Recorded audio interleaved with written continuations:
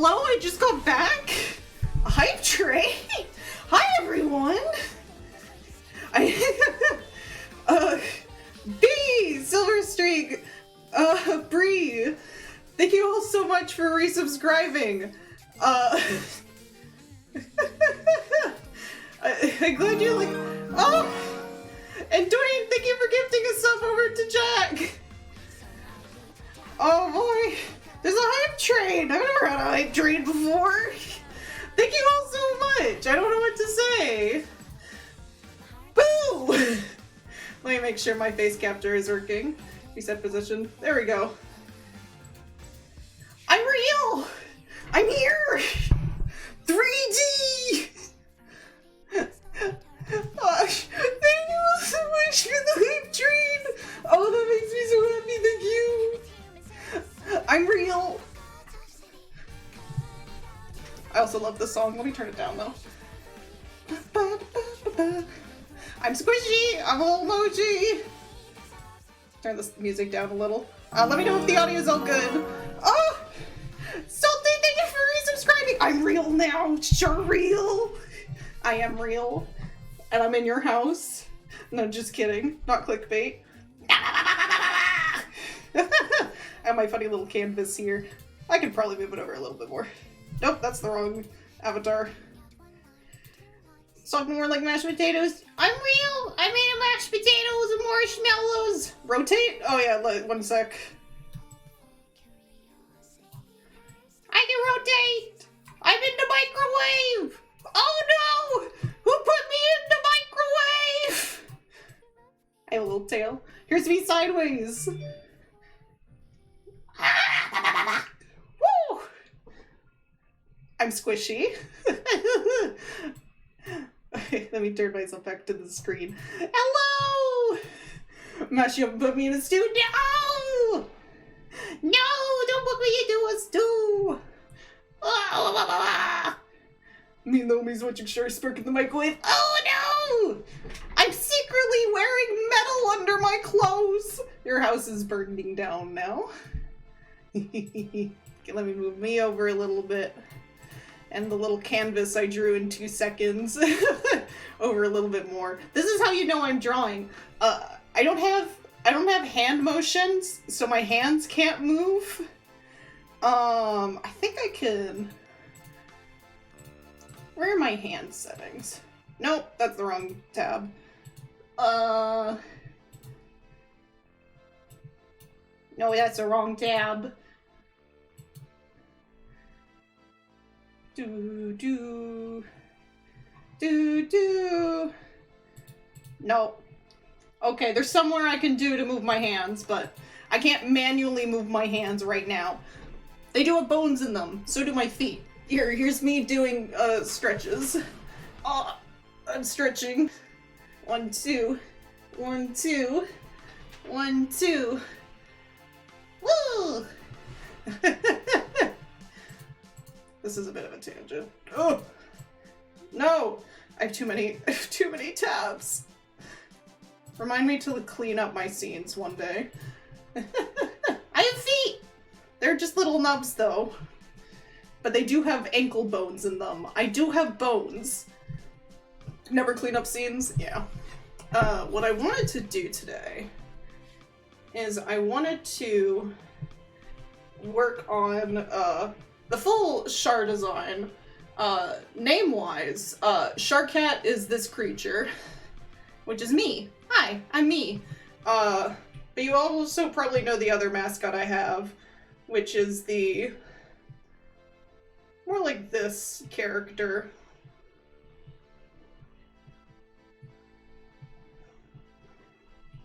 This is Ben.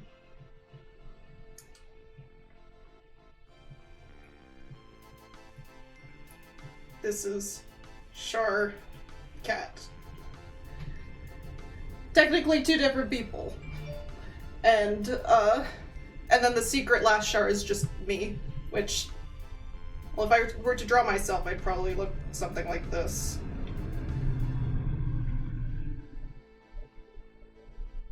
This is me. Final Char. Char actually real. But today, I'm wanted to work on Ben's design and making a proper reference for them. Because if you keep up with my art with them, you'll know that in every single art piece they look different. Sometimes they're wearing a ponytail. Sometimes they're wearing a ponytail. Sometimes their hair is sticking out. Reanimate Char counterattack and Char cat. Oh! Let me pull up this image. One sec. I have just the image for you. Where is it? I know I saved it here somewhere. Choo-choo! Oh, thank you all so much for the hype train. I cannot voice my thanks enough. Here it is.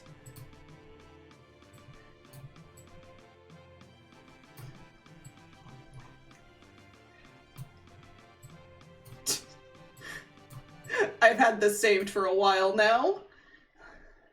Can I turn down the transparency on you? No, I can't. Okay. I will move you to the other side then. There you go. It's Char's counterattack.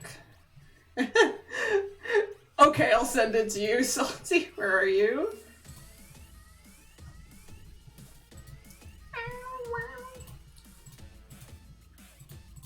What fucking did I name this file? I don't remember what I named this file.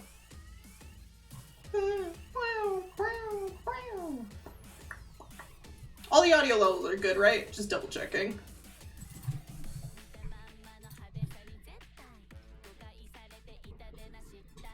I also need to make a proper, like, stream layout, like, with more assets and stuff.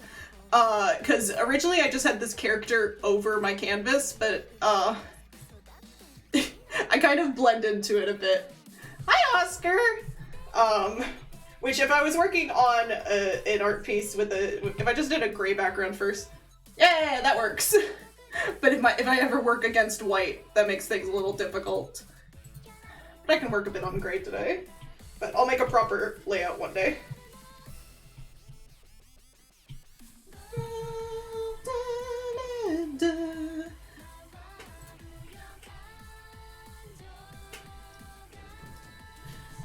I have 3 expressions too.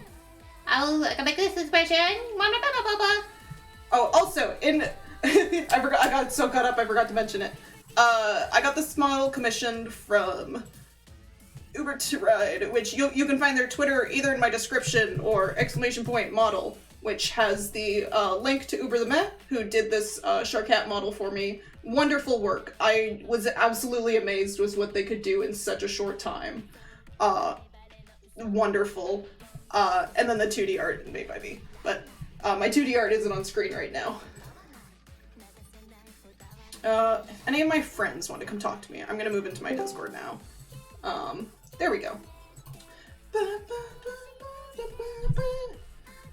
Because right now I want to figure out an outfit for our darling mascot. Who is that? Hello. My wonderful friend Oscar, welcome. Hello. I am apparently a wonderful friend. You are my wonderful friend. You are one of my best friends, Oscar. Yay. Let me know if Oscar's voice is well audible. There we go.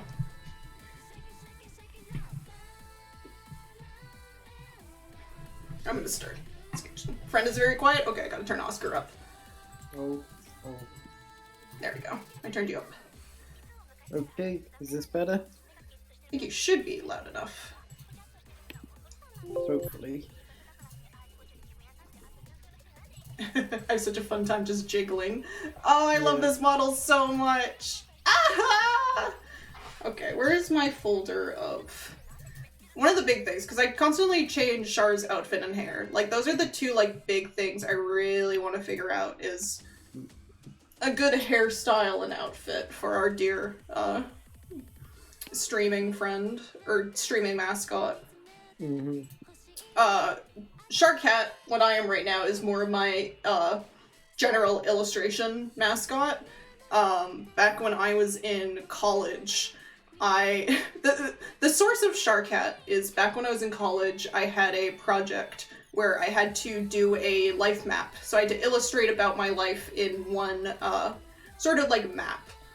And I left it to the last minute, and I panicked, and I decided to represent myself in that entire illustration as a little cat that was very easy to draw. Which is where, my logo came from. I literally, for another class, it was either for another class or it was for, like, a business thing. I had to figure out a logo. I literally ripped one of the cats from that project and pasted it as a logo, and people loved it so much that I've just till now, I've just kept using it. Where is the original? I don't think I still have that original project, but, This was the first this was my logo design in college for work and everything, was this, art, which was from a panel from that project where it's like, I can't remember what I said. It was like, oh, I'm sure I love drawing or something like that. And I put this little cat illustration next to it to be like, wow! I'm just a little creature. So, and now I have Charcat on like a bunch of, on all my business cards and like on buttons and stuff. And kids absolutely love those fucking buttons. I give them to kids at conventions, or I used to back in the day when I did conventions. It was so funny.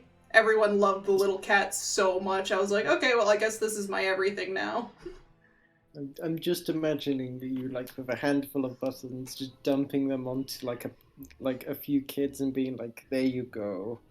You are pleased now. God. Yeah, and if you ever bought any of my physical comics, usually I have this logo on the back or somewhere like that.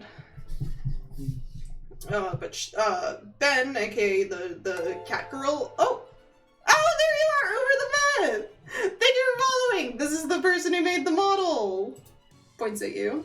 Thank you so much. Everyone go check out Over the Meds 3D modeling and their stream and everything.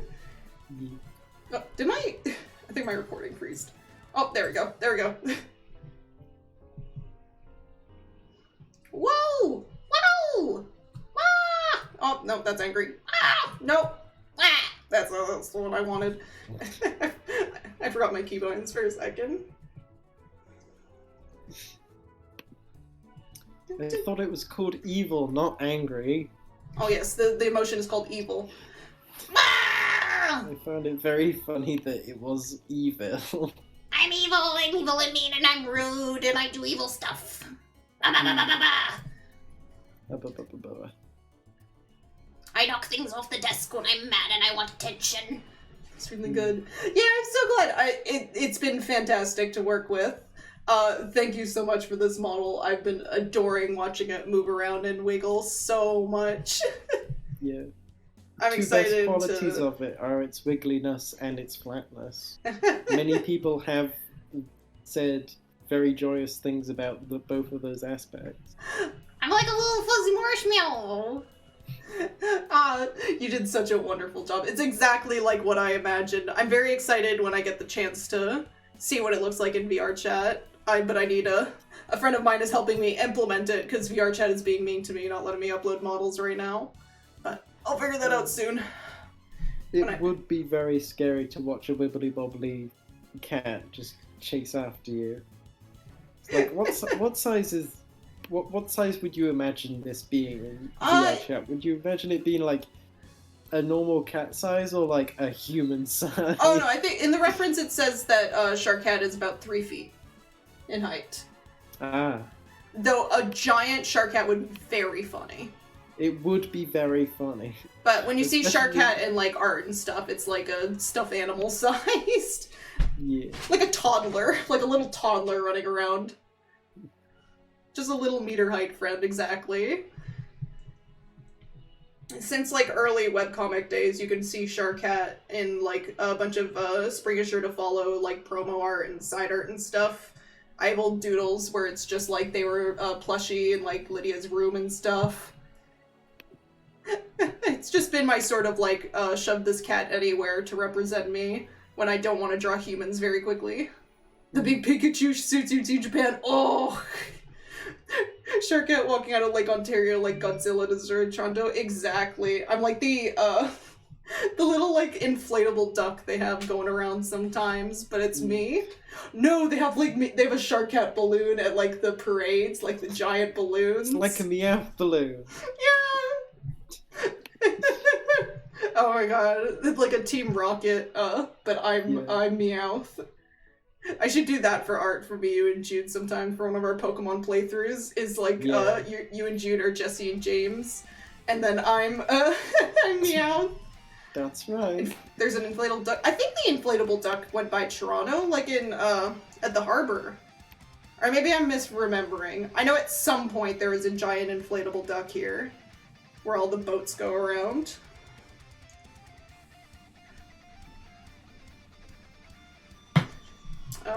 Sure.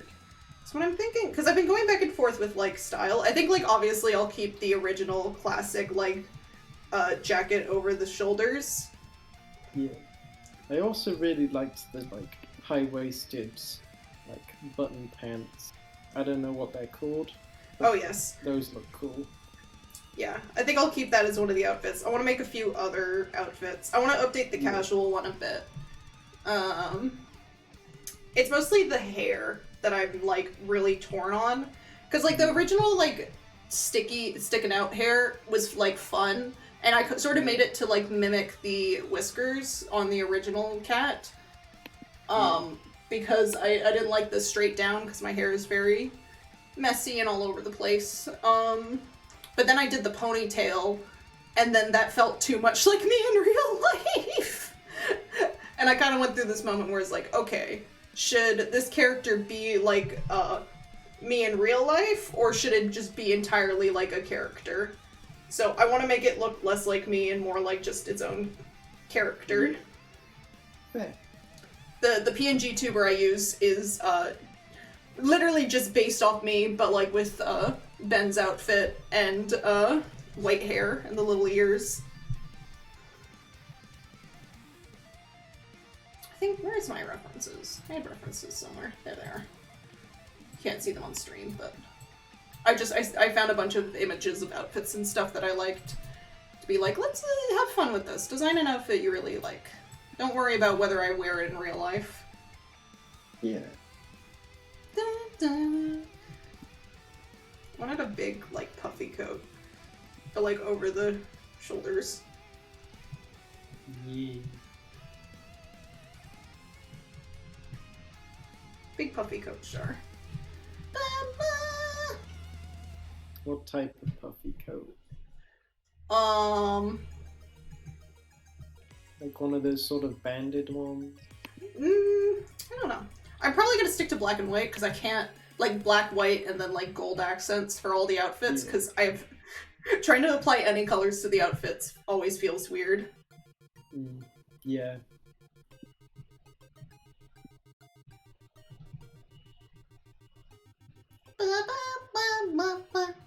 As a comic artist, I always struggle with details on clothes, because I have to constantly design characters that I have to draw 100 times. Thousands and thousands of times, depending on the length. So I'm like, oh... But then I remember, like, oh, I don't have to draw this character a million times. I can add a lot of small details for fun. But then I never draw those details again. So... I was about to say, when you said you struggled with details, and I was about to point out that stream that you did all the alternate costumes for Lapin and La Loupe and just like well, I drew them. All. Yeah, if you look at Lapin and La Loupe art, like, go through all of it, their designs literally, like, slightly change in every different art piece. Well, mostly because they're not in a grounded project yet, so I don't need to settle on a design. So if a day passes by and I'm like, oh, you know what, Lapin, I would rather her have both arms have tattoos, or instead of one, then I'll just, like, draw her like that. Because there's no...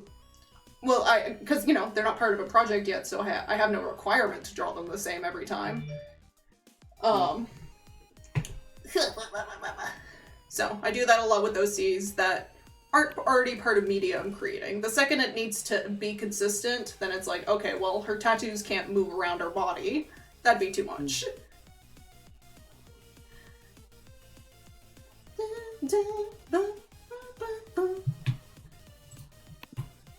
Turn the music low. There we go. So I can do some fancy clothes. What are the sort of things? So I want her standard, one with a leather jacket, just because I wear a lot of leather jackets in real life. Mm-hmm. Maybe I can even do this, just like a puffier leather jacket. You want to have like a suit one? I'm debating whether I want it like suit or something like a little more like fancy. That's true. Either way, fancy clothes are probably going to get drawn. Yes, I'll do one that's like more fancy. Fancy. So it'll be like standard, casual, and then fancy.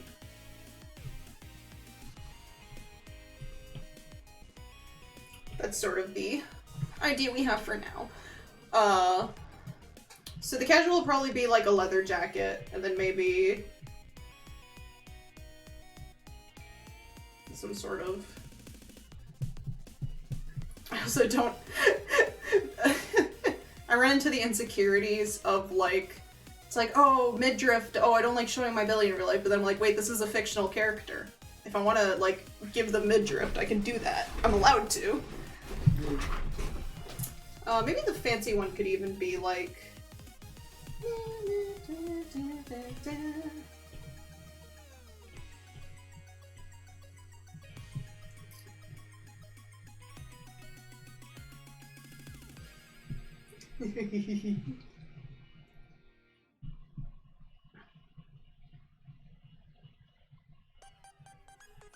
Review Starlight-esque.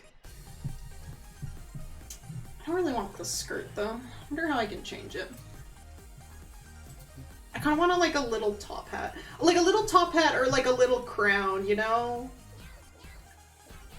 You could just have the like little like hair thing on the shark hat be like become a hat type thing and keep it sort of bendy tallness.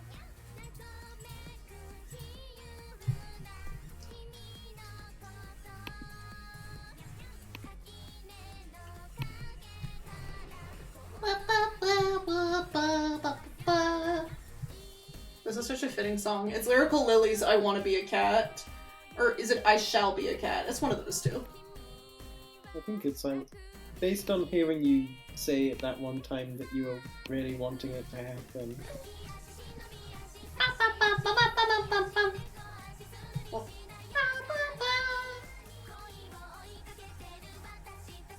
Gotta do my stretches.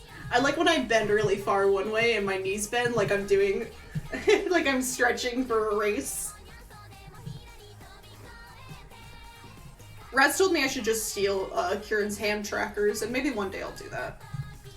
Kieran lives close enough, I can borrow them. I just want a big bow. Do I? I love big bows. I love when characters have big bows. Have like a big bow and like, yeah. I don't want it to be too busy though. This always runs into issues. It's a fancy outfit. I know, but like you can't have like too many things that like clash with each other. I always run into this issue with a lot of fancy characters is like you want frills, but you also want like the fluff, but it's like you can only do you can't use all of them or else it starts getting a bit confusing.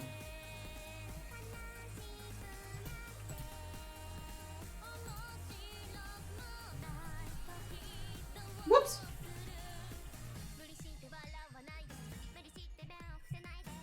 I also have a sword. Also have a sword. Don't make it too busy, gives yourself a sword. Swords don't make it too busy. If you say so.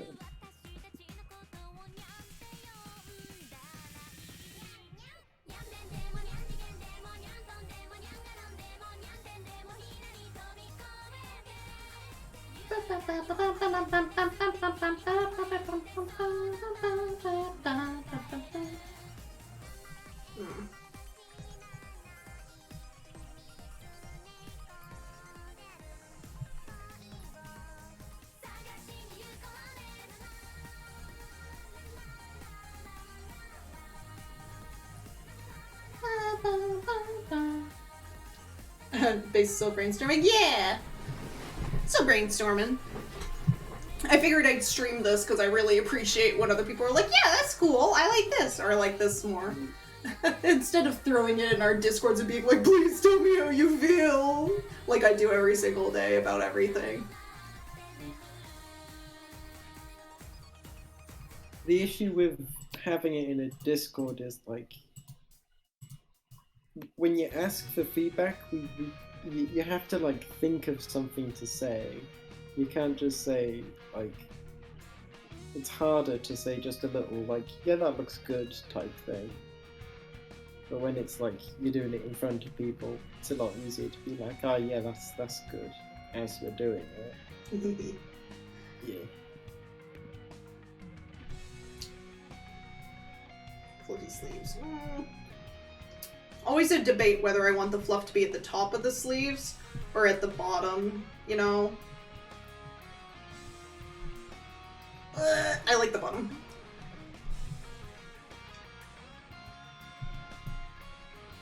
Both. I know, they're both, it's so good, but like, when you do like both at the same time, it does become a little like, it kind of, it takes away, like if you do fluffy at the top, it allows you to do more design elements near the lower hand, whereas if you do them at the lower hand, you can do more stuff around the shoulders. So it's more of like deciding like, do I want to give my character cool, like, maybe like full lower arm gloves, which if you have puffy sleeves that go down to your wrists, that can't work. But if I want like big, like a big cape fluff around like their neck, it's like doing puffy sleeves near the top will make that a little more difficult.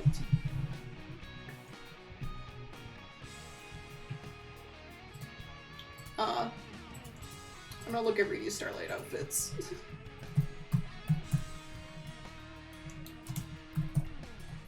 Hello, Maya.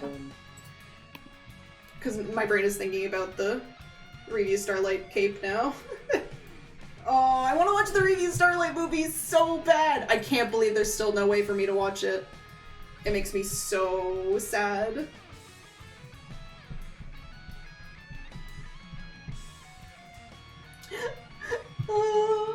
I can't believe how long it's been since the Reedy Starlight movie came out, and I still haven't been able to see it. There's people out there who know! They know what happens, and I don't! All I have to do is see the very ominous fan art!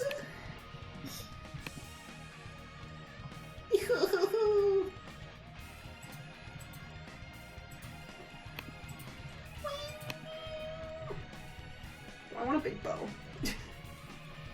Here, maybe. Or maybe like a hair bow. You had the little string bow on the like PNG to the. Yeah. That. I like little bows. I like putting bows places. I don't wear a lot of bows in real life because I don't really have anywhere to put them. That looks good with anything. But I love bows.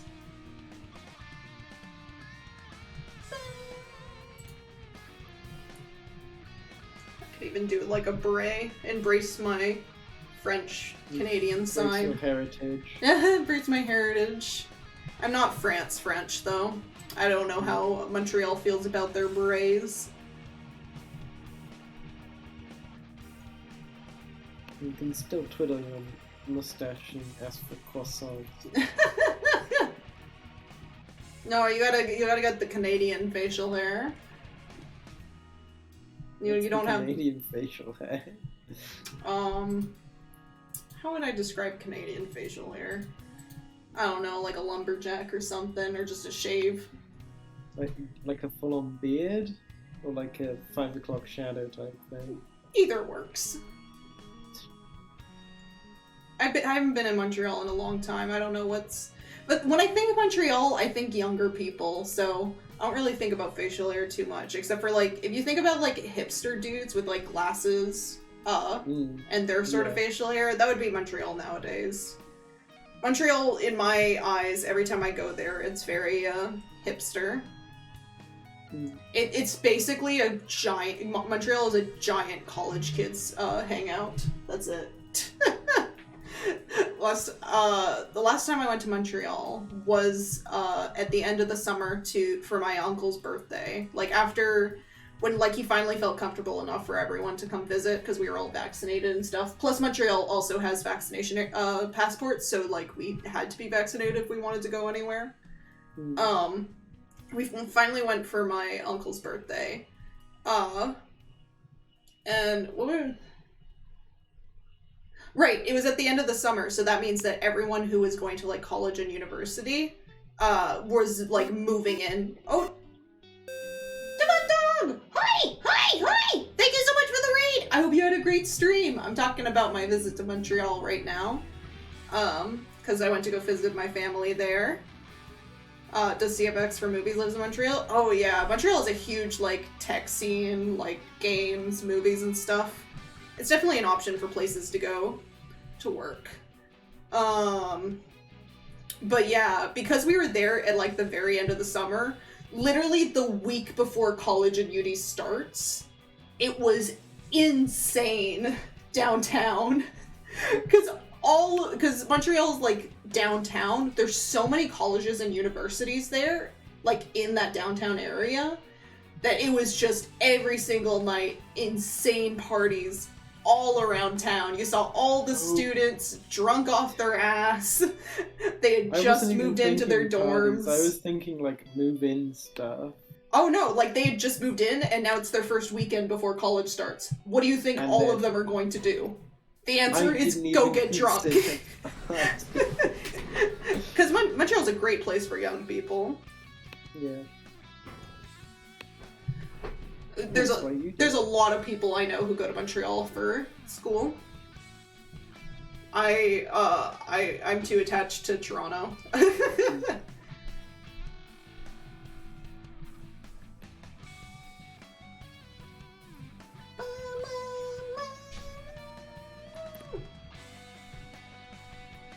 want big platform boots. Should probably put that actually on the casual one.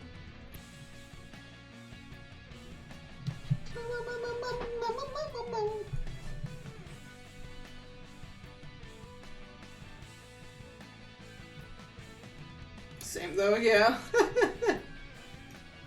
I don't know. There's something about like, even though like Montreal would probably be like a lot of opportunities, rent is still cheaper there than it is here. It's like, I like Toronto so much. Everything I know is here. The comic scene here is great. And also all my friends are here. Like, I have family in Montreal, so it's not like I'd be alone, but it's like, oh, all my friends are here, all my favorite restaurants are here, all my favorite events and stuff are here. I don't want to go. I will die if I can't participate in Takeoff.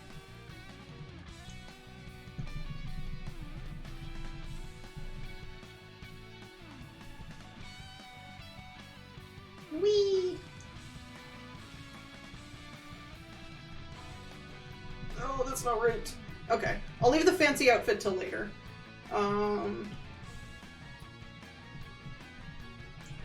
Change canvas size.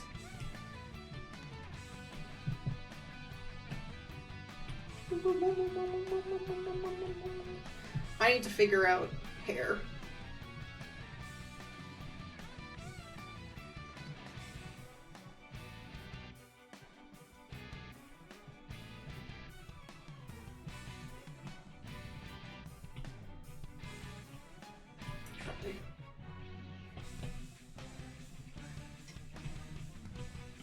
I think. Oops. New layer. Fortunately for most cities in Ontario, it's easy to get to Toronto. Here in London, it's just 2 via rails to Toronto for a test run too. Oof. Yeah. Toronto Transit is also pretty good. Well, I think Montreal Transit is better. Montreal does have better transit, but I guess I know everywhere that the TTC goes here, so it just makes my life very easy. I do not have a driver's license. Never bothered to get one, because I'm like, oh, well, I live in Toronto, I just take the subway everywhere, that's fine. Driving in Toronto sucks. I won't do it. That's true. That's a very fair argument against getting a license. Driving in Toronto sucks! I know! Like, I've never driven myself, but I've been, like, in the passenger anywhere, and it's like, it's literally faster for me to just take the subway anywhere. If you're driving, like, in the city.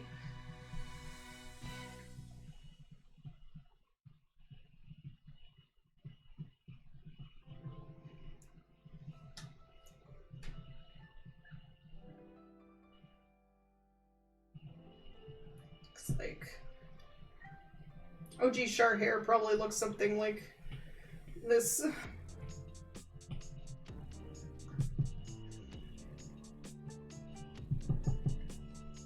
Yeah.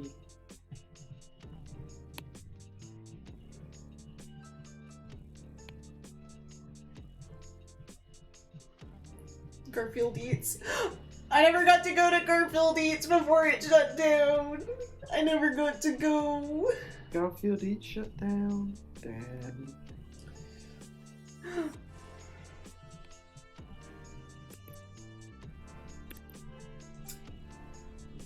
This is the first time I'm hearing of Garfield Eats, by the way. You never heard of Garfield Eats before? No. Insane. I also don't live in Canada. I feel like I talk about Garfield Eats constantly when it's open. I have never heard of it. I guess I'm just not in the Garfield crowds of people that you interact with. Yeah, that's true. It's something. Oh man.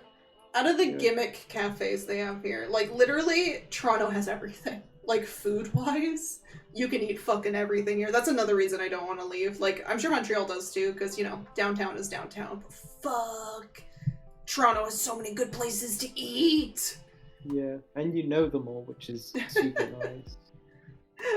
Yeah.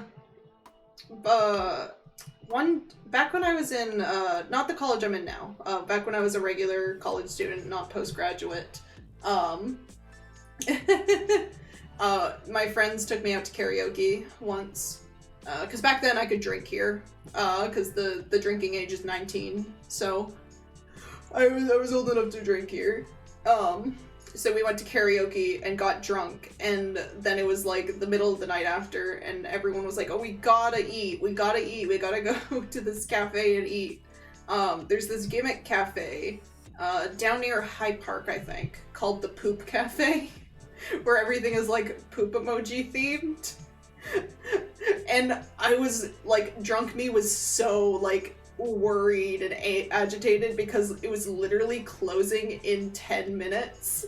And it was literally closing. I thought you were gonna say drunk me was so worried because you thought the poop was real. No, I'm not that stupid. I was like extra anxious about us walking in when there's 10 minutes left before closing and like asking to eat. I'm like, we can't do this to the workers. They're like, no, we gotta. It was so good. It was delicious.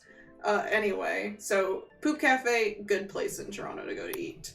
The same company that made them opened up a second cafe right, not too far from me, called the Unicorn Cafe, which I went to with my girlfriend, and Kieran when she was here, and it sucked. But it might have also been because of them opening and trying to work in the pandemic, but literally they were out of half their menu, and the stuff they did have was like so expensive and then just wasn't that good. Like all the stuff that we were like, oh, like we read all the articles about it, like, oh, they had like here like their burgers and their rice and their cakes, and like the only things they had was like some of the drinks, ice cream, and then Bommy sandwiches, which I like Bommy sandwiches. I did get one. It was not so great. It was not that great, but yeah, it was not as good of an experience as the Poop Cafe was. Poop 1, Unicorn 0. Ben. Sure, Ben's second hair was kind of like this.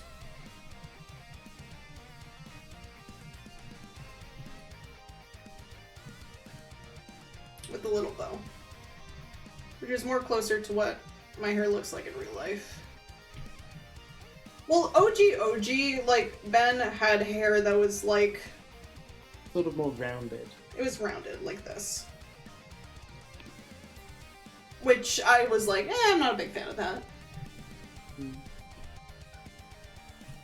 Now it's an important part to decide, what the hell do I want to do now with it?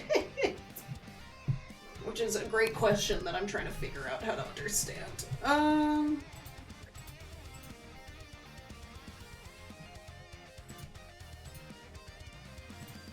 So I don't need to make it my length, because I have very short hair. I don't want it to be too feminine, though. Ah! I got my pen! I got my Apple pen! There I am. Oh! Snap back up to face capture.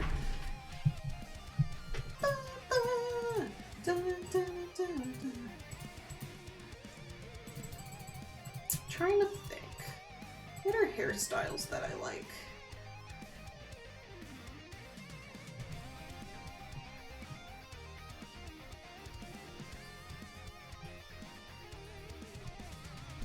I guess the better question is, what length do I want?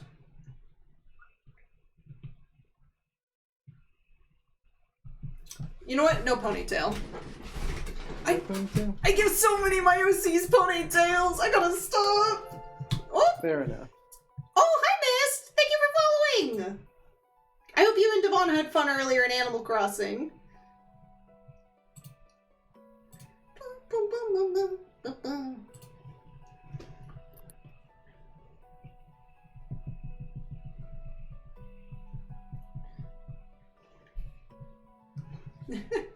B's doing a number 0, which means he's gonna do the sea cucumber route. The sea cucumber route of Yeah. going to the bathroom? That's Yeah. terrifying. Like, not knowing what that means, that's absolutely... Oh, you don't know what sea cucumbers do? I think I understand what sea cucumbers do via context alone. You know Pokemon. You know Pyukumuku. Yeah. They throw up. Okay, but like, they throw up everything. Yeah, it's all at once. Instead of having a cloaca, they just have one exit hole and one enter hole.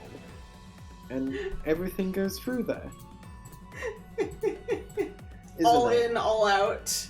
All in, all out. I'm trying to think. My current Animal Crossing haircut is like this.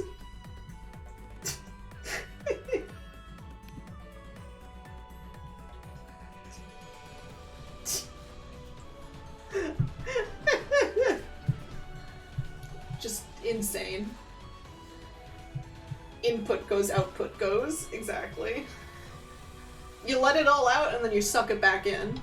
Oh no. What's out is out and stays out.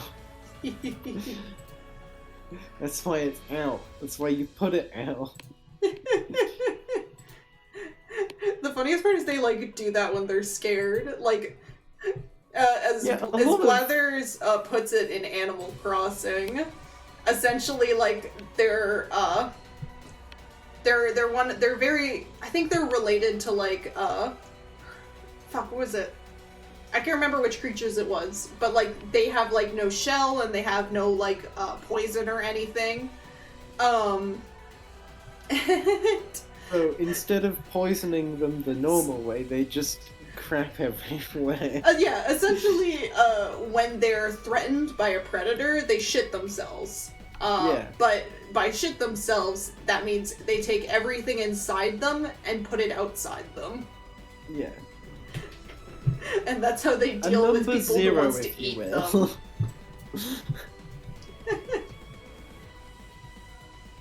Oh dear. You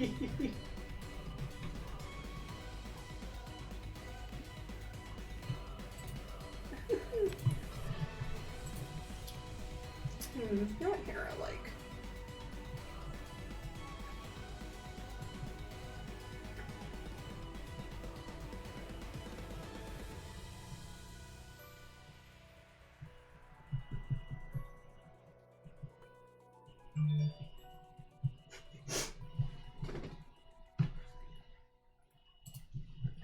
Great defense mechanism, yeah. Just gross out your enemy until they leave. Make yourself as unedible as possible. Exactly. Like, they don't even want to open their mouth around you. That's how bad.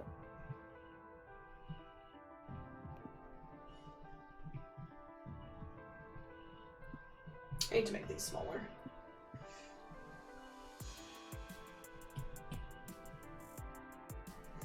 I'm taking up too much space.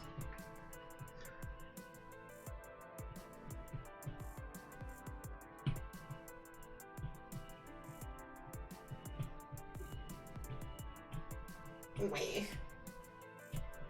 Now my stomach's acting up, but I think that also just, might be after eating all the fucking spicy tofu my mom made for dinner.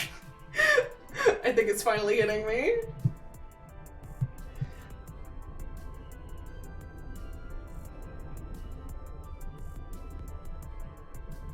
Do you have any other hairstyle ideas or like characters you know with hairstyles that might be fitting? To be honest, Ben, no. You've kind of gone through all of them. just by yourself. But again, I'm not really the... I think the way I have gotten haircuts for the majority of my life has just been shorten it a bit. So I'm not the person to ask for this. Anime bangs. Anime bang. That could mean so many things. You know, like the old anime, like big hair bangs? Not really.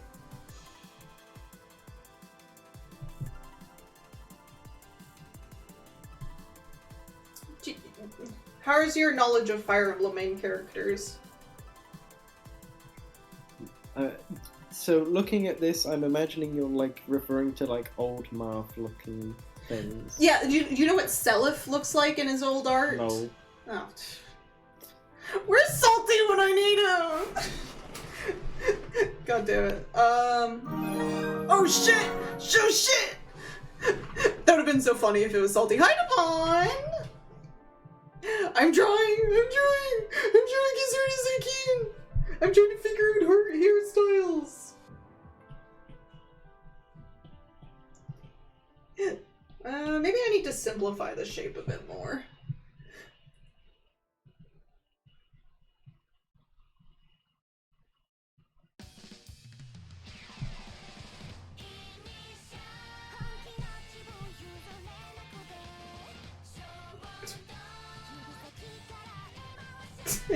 No. I can't do middle partings. That's too much for me. Yeah. Jack was middle parted for the party yesterday and he hated it. Like just constantly touching his hair and being like, this feels wrong. It does. It always feels wrong.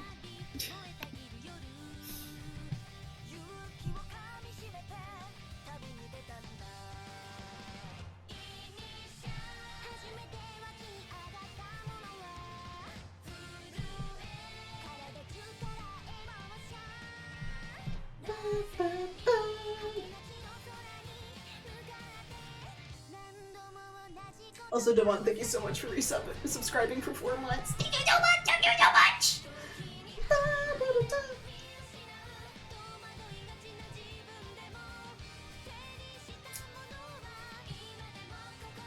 How do we feel about the sides of hair?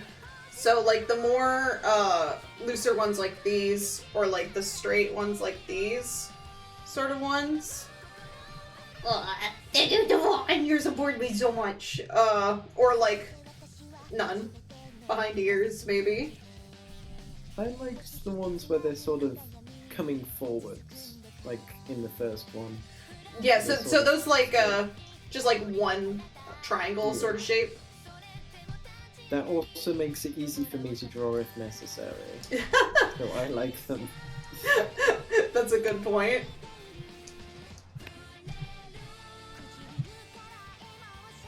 So I don't need to think about how hair works. I can just draw like triangles, and that's something I'm capable of doing.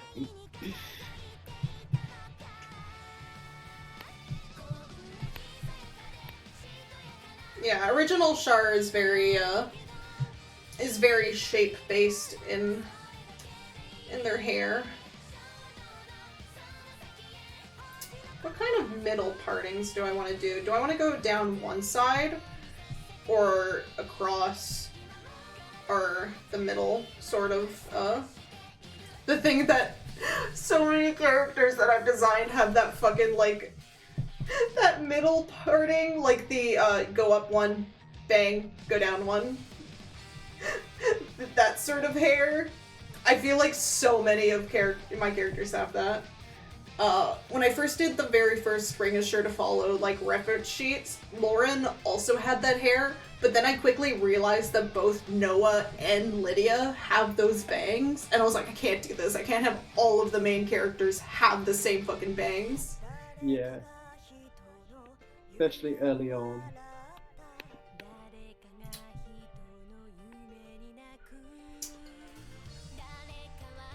I think I do kind of like not the 3 points, but what do you think about the hair sticking out like this? Yeah. Sort of more loose style going I mean, you out. can't have all the characters have the same bangs. No, I gotta. At some point, people are gonna look at all of the characters in the comic and be like, wait, all of them have the same bangs! I don't think anybody has done that. I think everyone has heard you describe it like that. And Well, I then, changed them like, eventually. Lauren has the old anime bangs now. Like, Lydia is like... Lydia looks like this. She has this.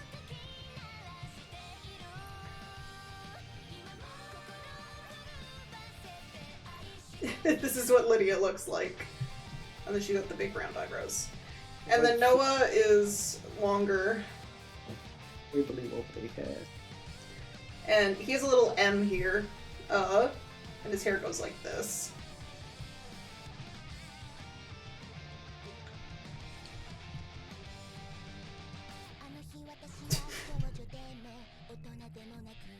And then, Lauren is, still kind of round, but with a pointier chin. She also has these on the side. And originally it went like this.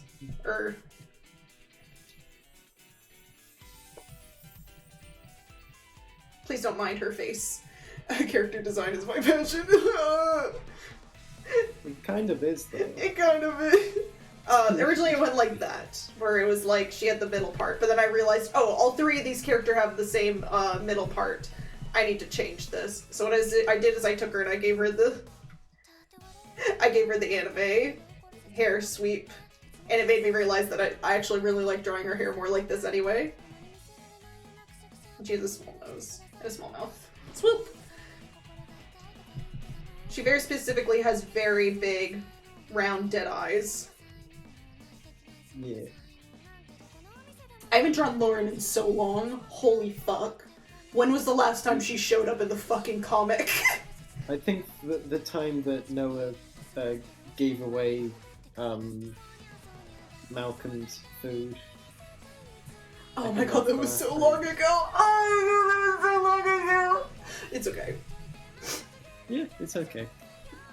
It's all good. She has upper eyelashes. Now I'm just drawing Spring is Sure to Follow characters. How the fuck did I draw Malcolm?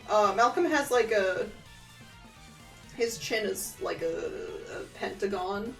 And he has much shorter... Fuck. How does his hair look? Malcolm is the hardest of all of them for me to draw. I think I had the easiest time with Malcolm and the hardest time with Noah. Because I think I just did scribbles for Malcolm's hair, and that worked. And then he has sparkles. Yeah, Malcolm is very much scribbles for hair, so it's hard to remember the formula to them. And then Amira is literally just a triangle. Yeah. She's a triangle,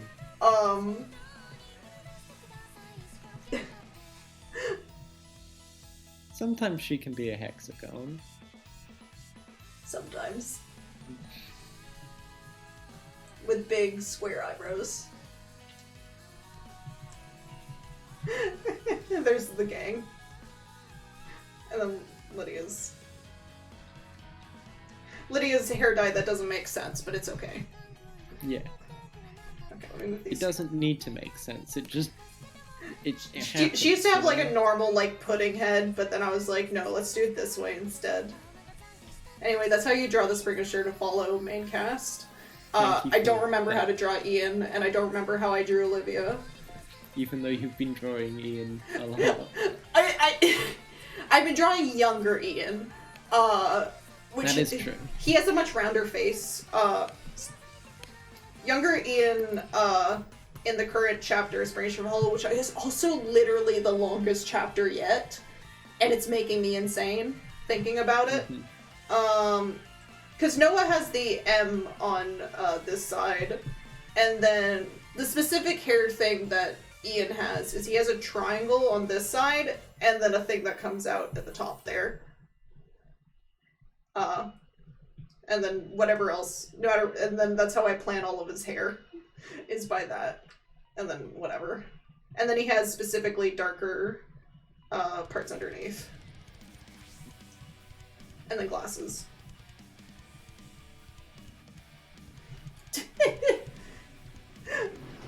If you ever drew Spring is Sure to Follow fan art, then I'd cry. And then he has very dark eyebrows.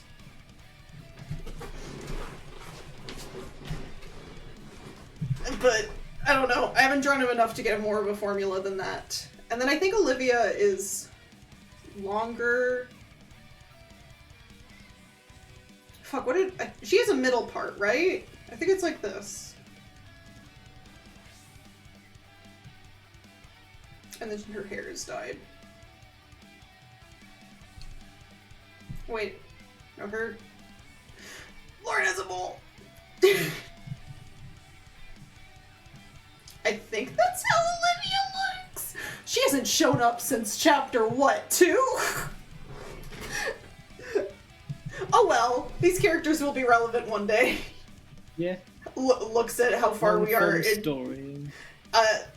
The difference between how long the script for Spring is Sure to Follow is versus where we are now makes me so scared. If it'll ever get finished. But I've slowly started to learn to, like, cut more and more instead of doing everything that I wrote out. Because we're on volume 2, the second chapter of volume 2. There's, what, 4 or 5 volumes? This story has been going on for almost 3 years now. Haha, whoops. Anyway.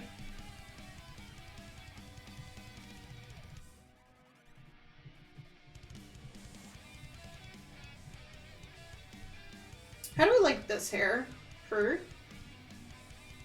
our friend Ben here? Friend Ben? Ben friend? Yeah, because it's essentially, it's kind of the first hair, but like a bit more... A bit more up and down and spiky. Yeah. But I'm wondering if I want to keep the middle bangs the same or change them.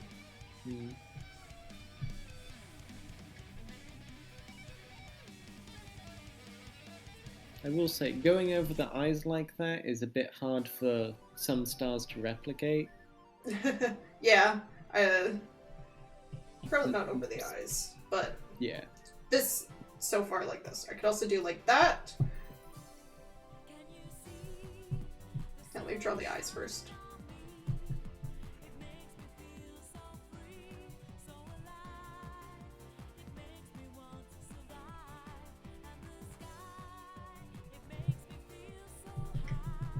What kind of eyes do I want to give you?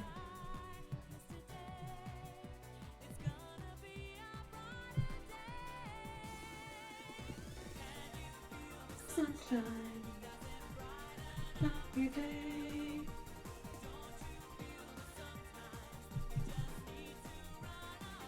Because I'm debating, do I want to do, like, cat eye slits, or do I want to do big circles?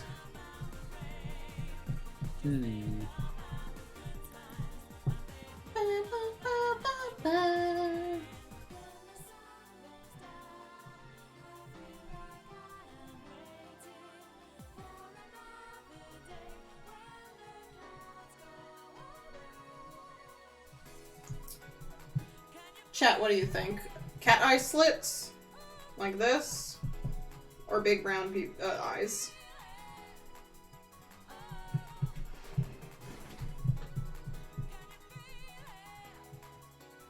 I think the slits work.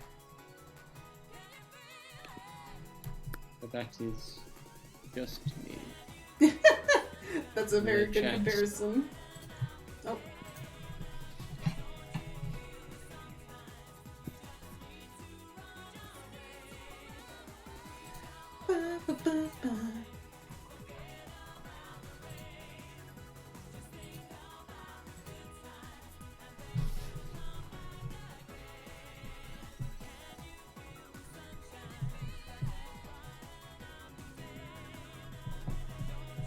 Because there's the very thin cat slits, and then there's like the bigger ones.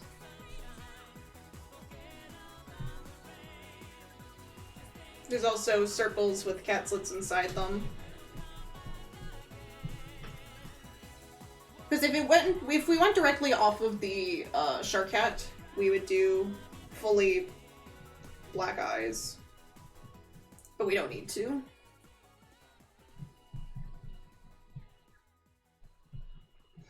I could also do changing the eye shape. Like that. How do you feel about these, Oscar?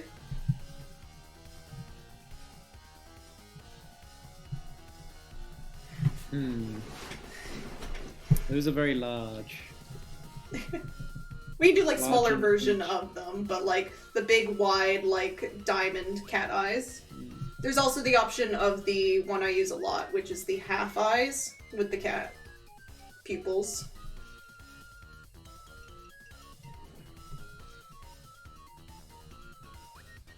I feel like that's more of a good emotion face, but not like a resting face.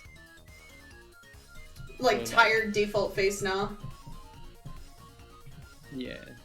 Because for your like persona, you kind of want to be like a sort of. Hi, Dragon In most of Jetman. the art of you've done of them, it's been like, waha, it's a me, I'm doing the things. We're trying to decide know? on eyes for my character.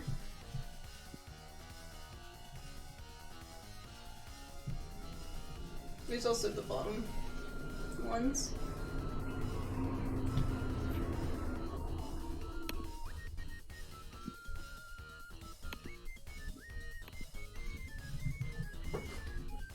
The more mischievous, but like on the in the opposite direction instead of the tired.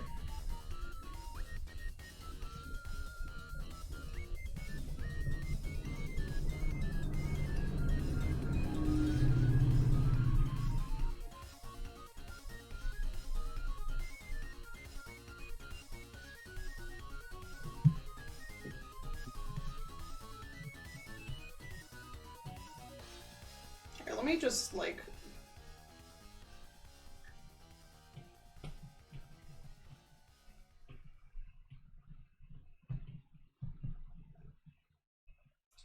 Thank you! Thank you, Dragon Jetman. in my stream description, you can find the creator, Uber the Meh, or if you type in !model, you'll be able to find their Twitter there. I believe their commissions are still open for 3D stuff, if anybody's looking. I was very excited to find open 3D commissions in Canadian dollars. It made me so happy. Whenever I see people I know who take Canadian dollars having commissions, I'm like, oh, despite me. I do my commissions in USD because literally like 90% of the people who come to talk to me about commissions are from the US, and it just makes things easier. Hello. Hi. But, you know, Canadian exchange rate.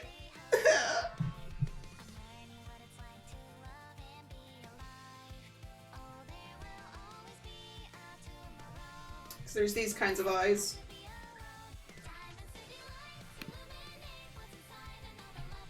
Yeah.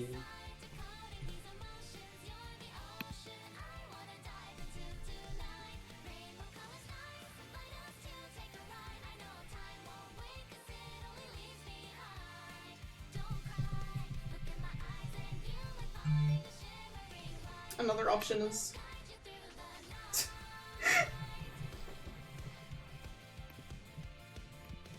Blech. Oh.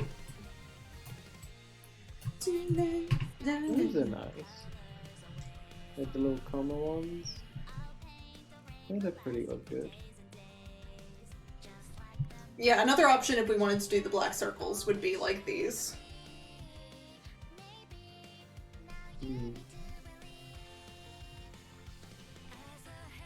Again, a lot of these are like really good ranges to have.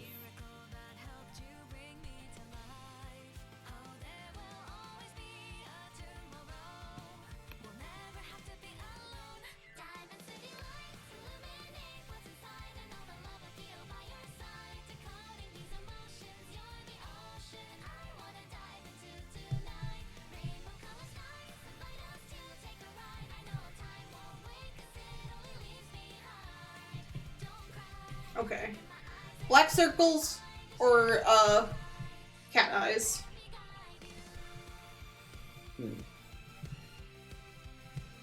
I think the cat eyes are a bit more on brand, personally, but depending on what other people think. What do you think, chat?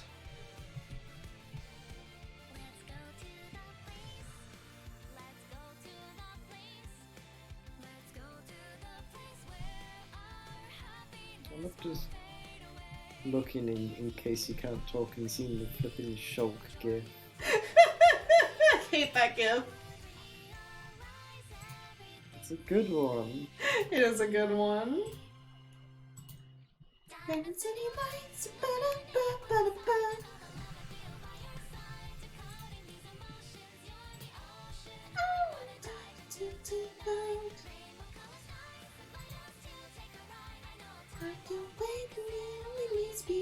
Oh, I forgot to put the jar back. Cat eyes are very good. Okay. Char's counterattack gets to go with the jar.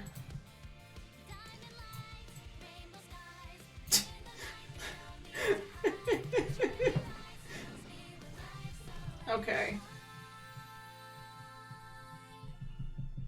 I'm glad being in the jar is a fluid thing. Like, it could be anyone or anything.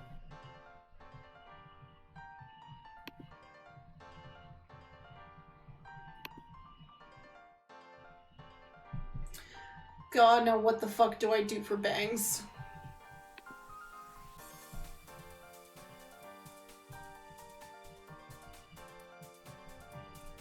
Maybe something like that?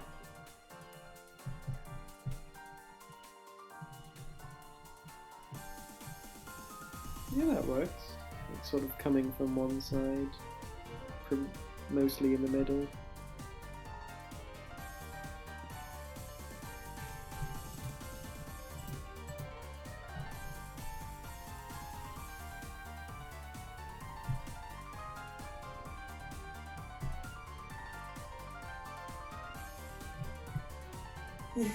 Points.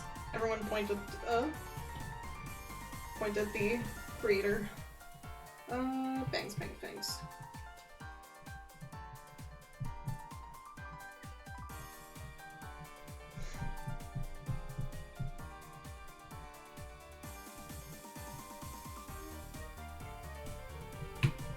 Where's my pointing emote? There it is.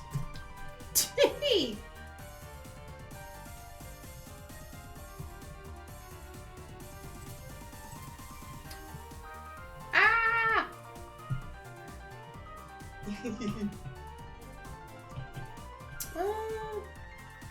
Do a typical anime like this.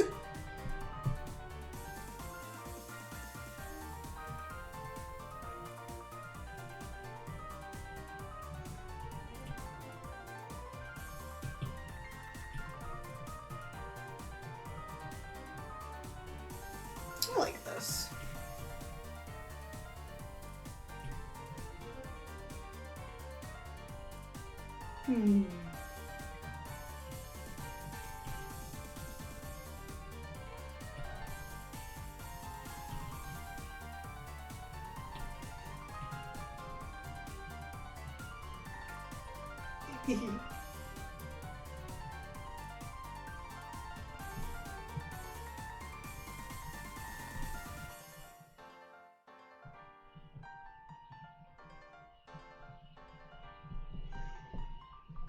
Okay.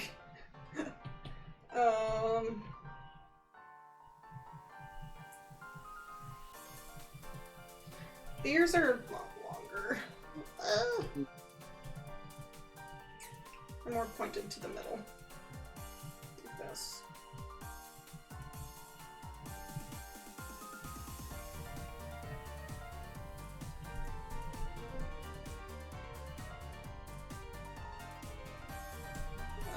How did I draw these before? Something like that.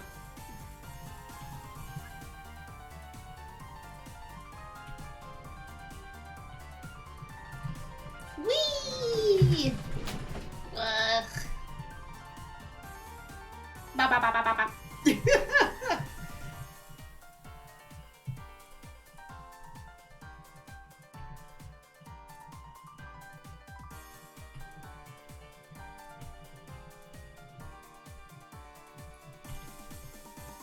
Alrighty then.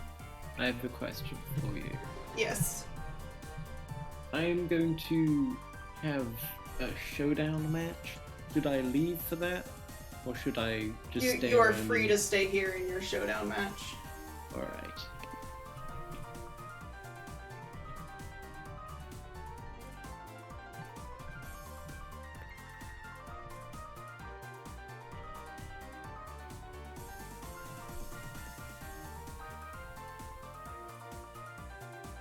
I think I like this head. Hmm. We can also change it up slightly for different outfits. Yeah.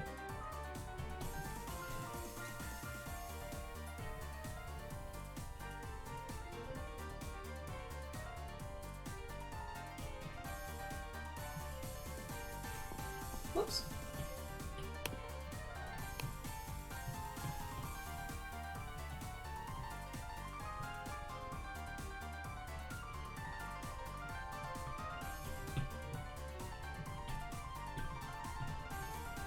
Move you down a bit. Oops.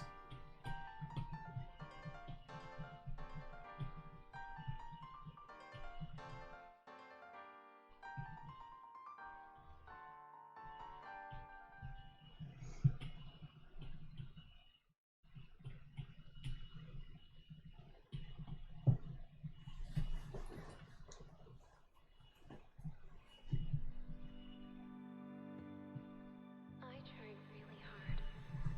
What the fuck is this song? Without looking back. Skip. There we go.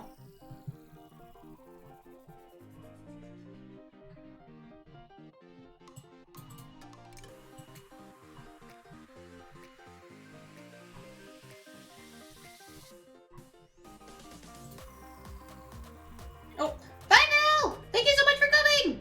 Thank you so much for coming! It's always so good to see you!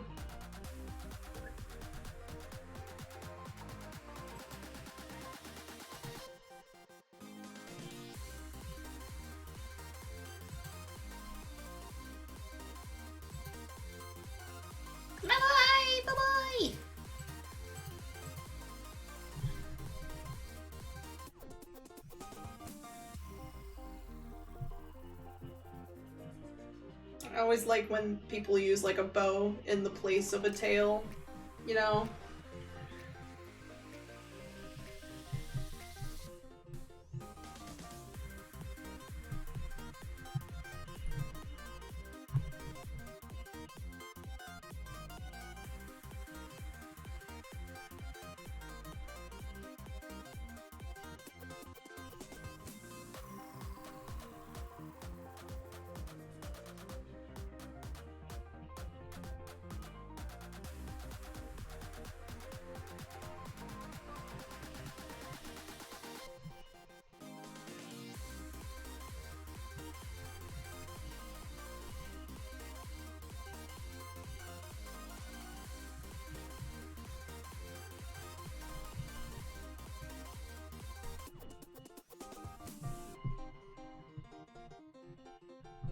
Hmm.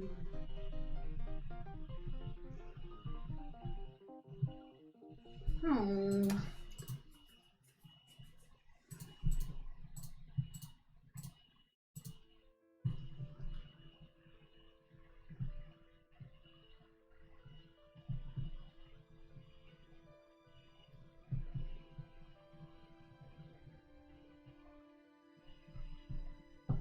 Why is making character design so hard?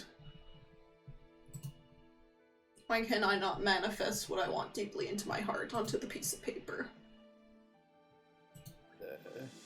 Because it's in your heart. Hard to get heart stuff out on paper without, you know, everything else getting there too.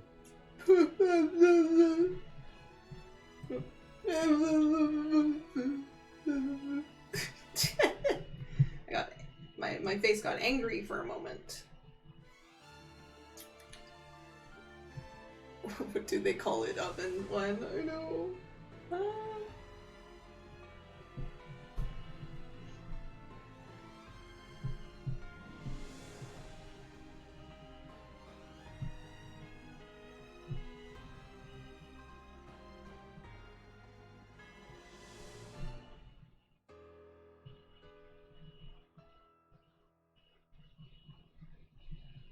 A little mini beret with little flowers.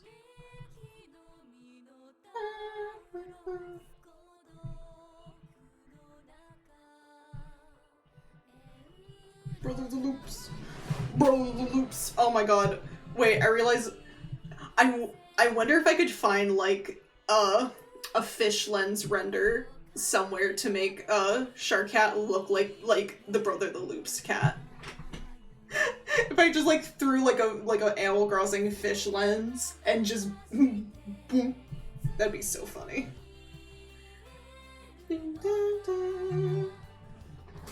Hello, phone.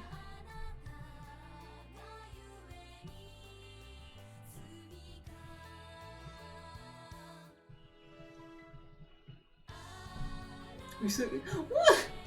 Do you have one? Oh my god. I will cry.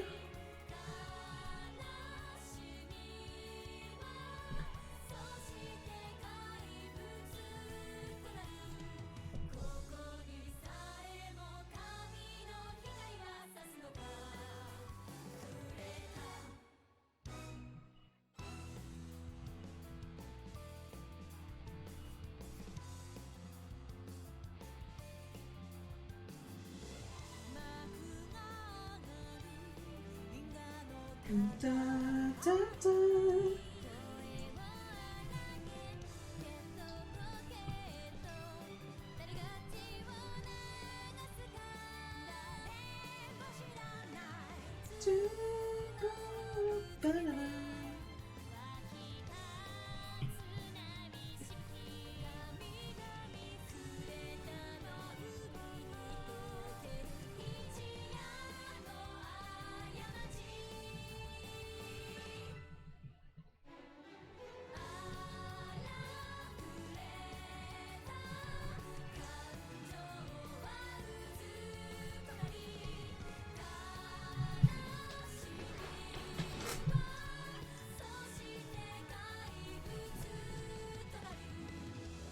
It's turning out less fantasy and more just fluffy coat. But I do like it.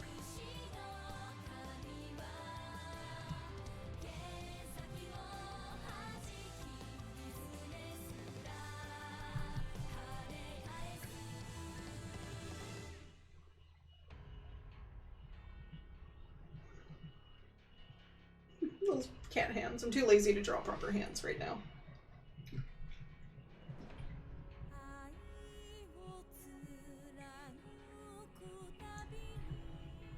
What do you think of this, Oscar? If you're still there. I am here. I'm just... Small hands? Small hands works. I'm talking about like the big coat. Oh, the big coat's good. And then I like the like a big kind of a weird onesie suit here. Mm. Fit for an evening stroll in the town, Sort yeah. of a skin-tight morph suit type deal. Little flowers. But yeah, you know how I am with poofy coats. I know. I'm trying to think of what to do with, like, instead of, like, the morph suit, if there's anything I could add into it.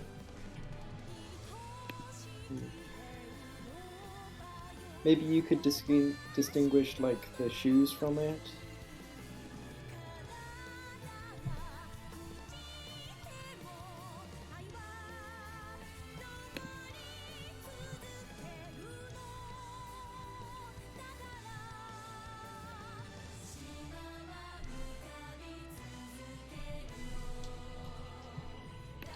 I could do leggings.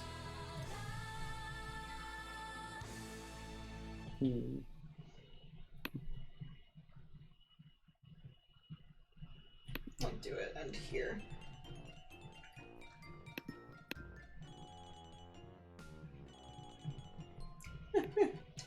Got like my horse hooves down here.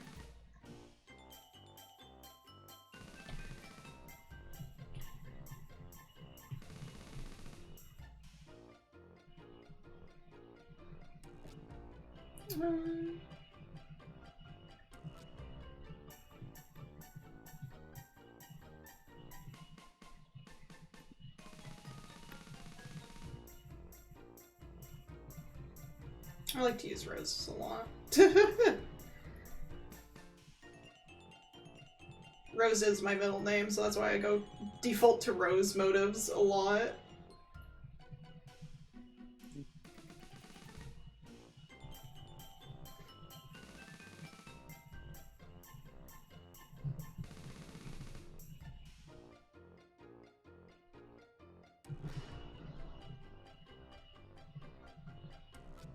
Hehe, fancy.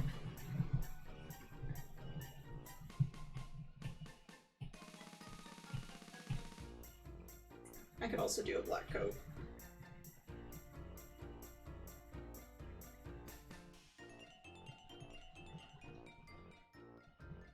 Gender.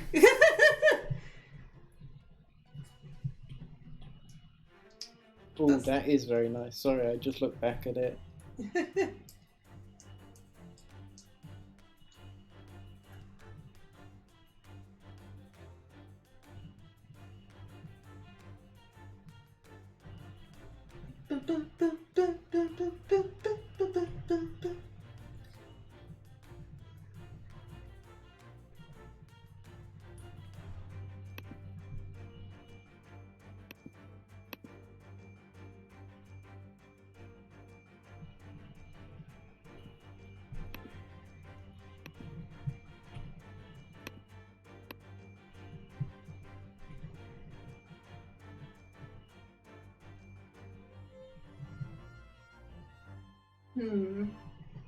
I might want to change the hat a little.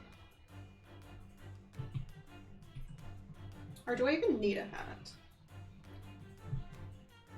I could do a bow in the back.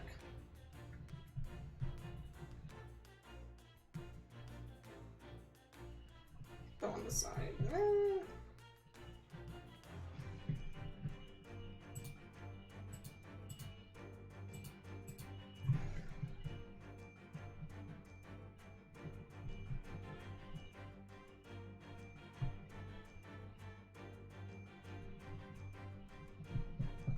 I can't decide.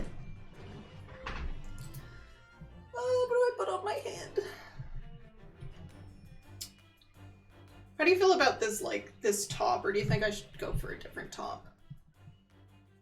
I kind of like the all black top. Nice.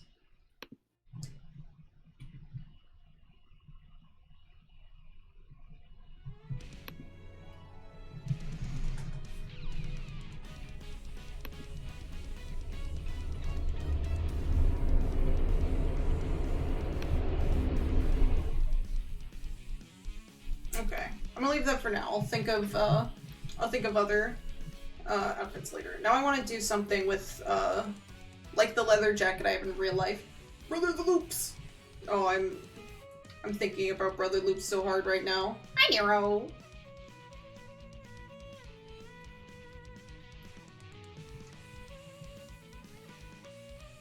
Now I go more into a little more of my fashion in real life, less fancy.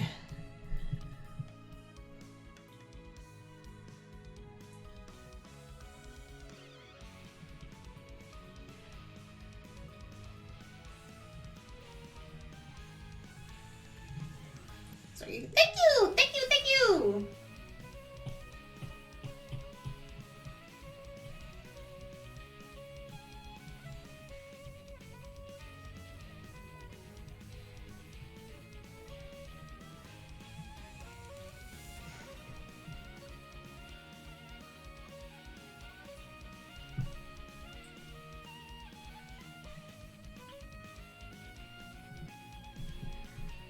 Oh boy.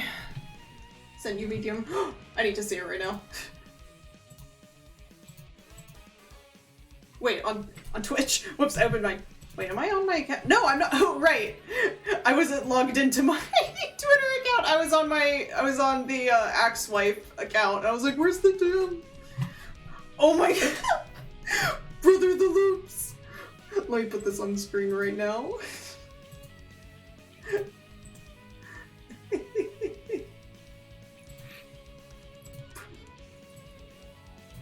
So, I have finished my showdown battle. Did you win? No. Oh, that's too bad. So I had a full health Moltres Galar that, along with a 70% health Kyron White that died to a crit Dazzling Gleam that crit on both of the Pokemon, killing them instantly. From a Xerneas that was at 2% health that I almost got down. I need to put this behind me. So, I'm Whoops. having a I put it too far down. good time. I was doing so well. Sorry, I wasn't listening to what you said. No worries. Brother the Loop is on screen now. I am just in pain. That's all that you're missing. Thank you so much for that. Yeah.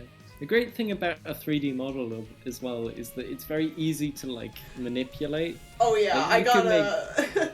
I'm still very... Like, I've had to learn Unity and Unreal for game design classes, but I'm not one of the main 3D modelers or anything. But man, like, I've been like playing with it on my own here and there, and it's just so, it just makes me so happy to look at. Thank you so much.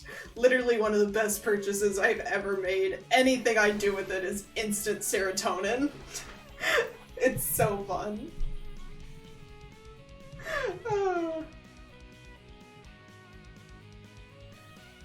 Oh, how do I want to do this?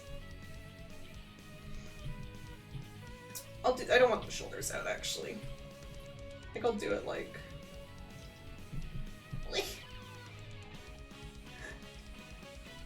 I don't know what shirt to put underneath. That's the thing. I'm trying to think, do I have any pictures of me in my...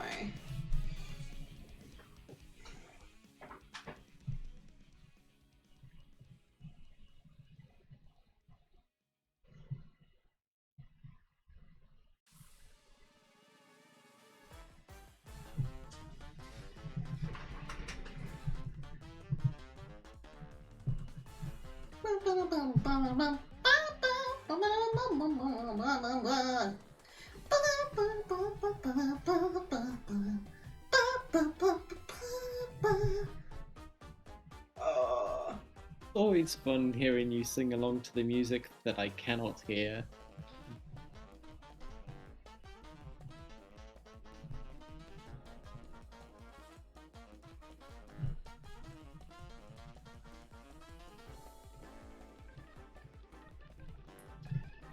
You can hear it thanks to me!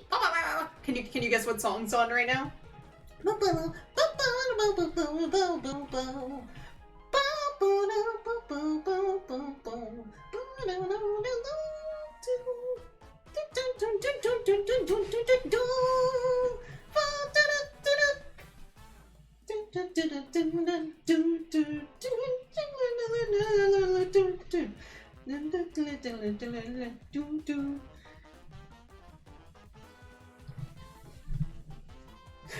Have you figured it out, Oscar? I am trying to think. I'm guessing a Kirby song. You're right! It is a Kirby song. I just can't, like, get any of them.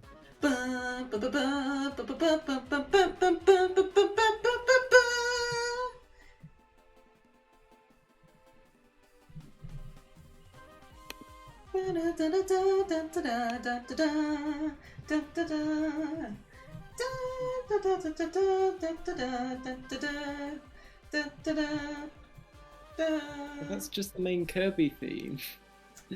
Actually, it's Meta Knight's Revenge. Yeah, but that's particular I know. part that I recognised was that's just the regular Kirby theme. Yeah, I think it's Meta Knight's Revenge from No, it's from Kirby Superstar. Hmm. A lot of the Kirby tracks have the same themes mixed in, so...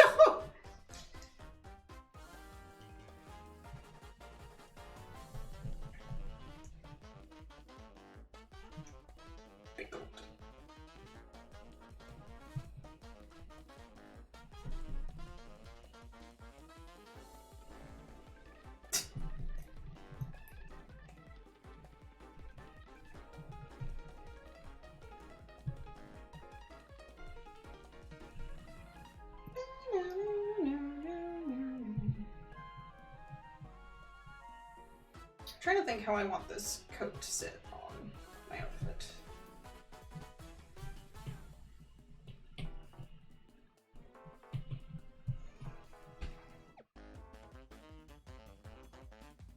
Do I have... There's an image in my mind I'm thinking of, and I can't remember where I'm thinking of it from. Is it in one of my reference folders? Maybe it's one of the outfits I saved. I save so many photos. Yeah.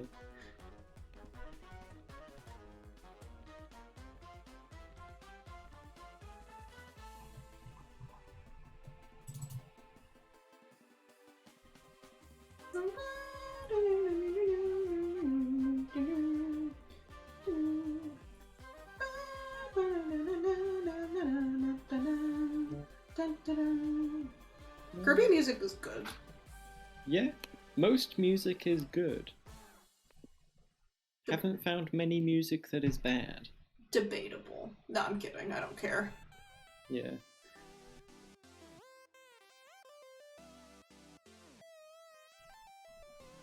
Please tell me I There's have it music that I somewhere. don't like, and there's plenty of it, Oh. but I can't look at it and go, that's Oh bad. shit! Hi, Oh, Aphex! that's 25 people. Hi, Aphex! Hi, everyone who's coming from Aphex stream! I hope you guys have fun! I hope the stream went well. Hope you're doing good. I think they were playing Codenames. Oh, were you playing Codenames? I love that game. I hope you're doing good! I hope you're doing good, Aphex! Codenames is a fun-ass game. We played that with Oscar and a few of our other close friends a while back. Raid! The funnel only goes one way.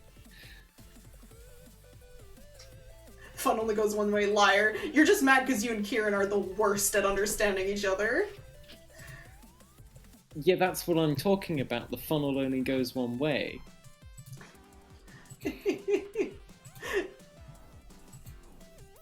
Never heard of Codenames. It's fun. It's a board game originally, but they have a digital version you can play with friends.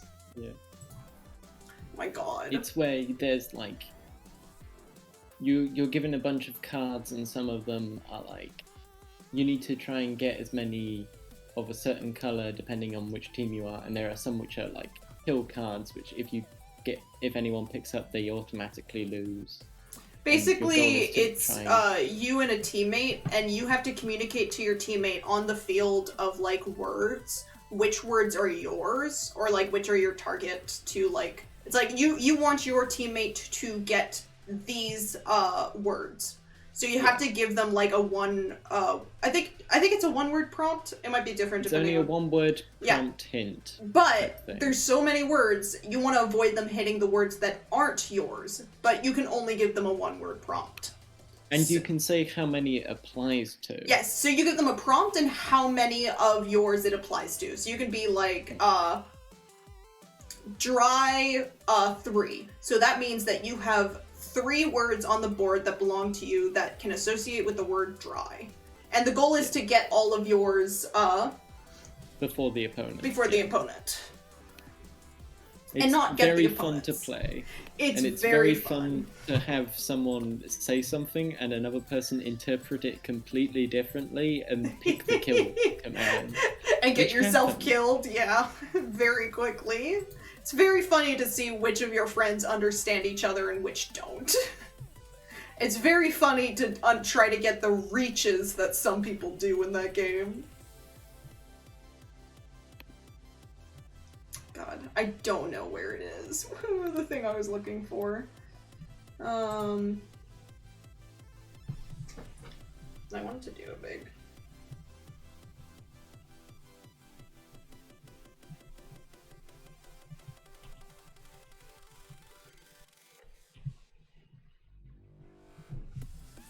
I don't want to make it look like it's a little big on there.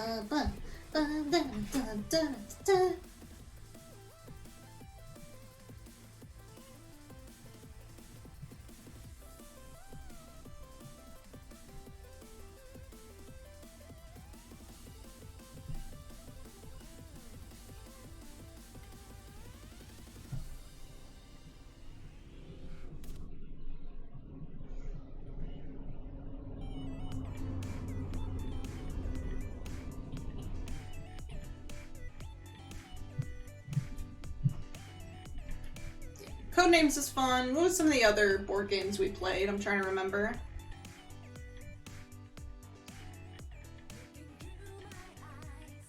I feel like it's just Jackbox stuff that we've done online with so. friends, board gamey stuff. God, I went through a period of time where I was obsessed with watching like people play board games on YouTube. Like typical like Let's Play channels, except they do board games instead. Like that was my obsession for a while. I don't know why. I found it so interesting to learn about so many different board games.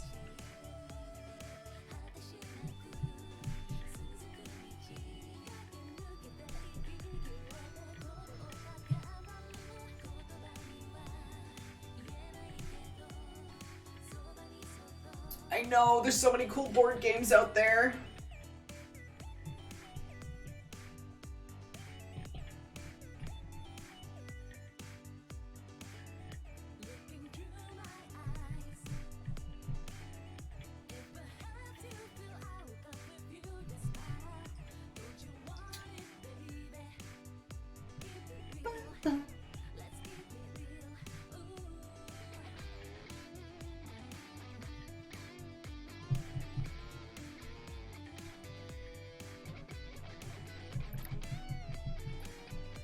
So I'm trying to think how to get the feeling of like big coat.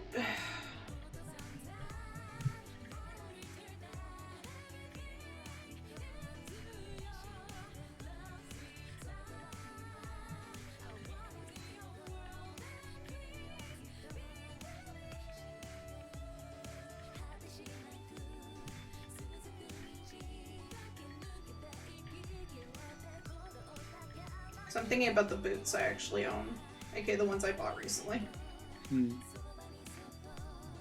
Clod hoppers.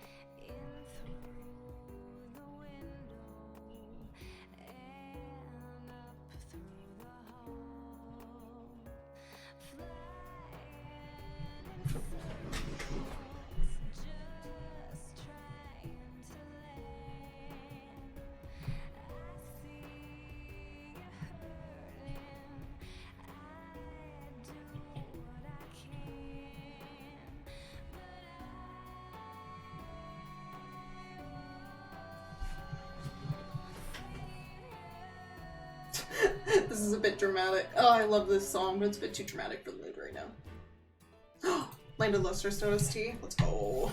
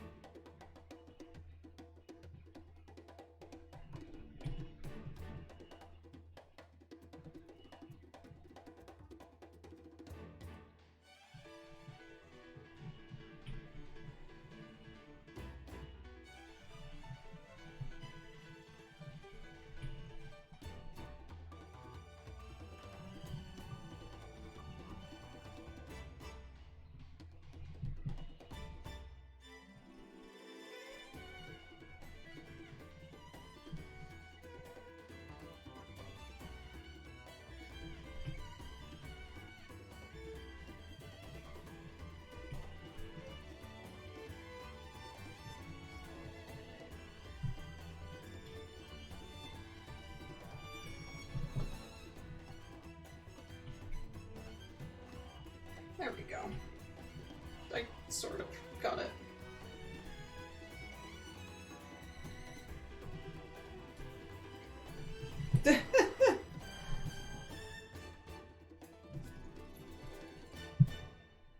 Maybe those shoulders are too big.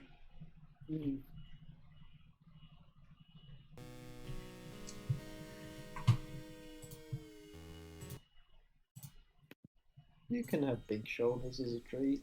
Oh, I just realized it froze on stream. Whoops. Oh. There we go. This is where I am right now. Yeah, those are some big shoulders.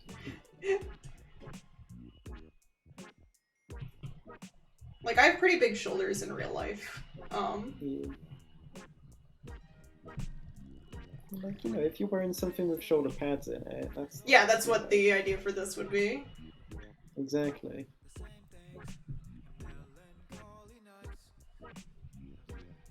Also, sorry, I thought you were just looking at a reference and, like, thinking about things. No, I didn't sometimes if I, like, minimize the, screen sharing tab, for my iPad, it'll just freeze the stream. Ah.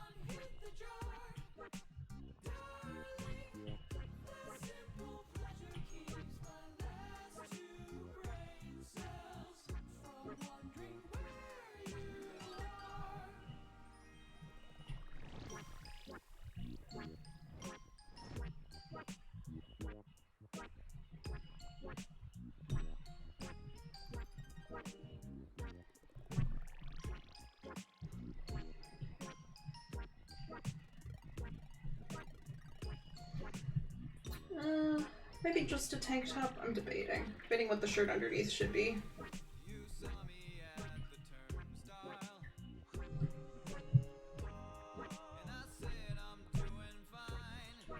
T-shirt, maybe. I could do a little design on it, but I don't know what kind of design I want. This is like wearing, like... Hmm? You could be wearing, like, Shark Hat merch or whatever. The little shark hat on it. Yeah.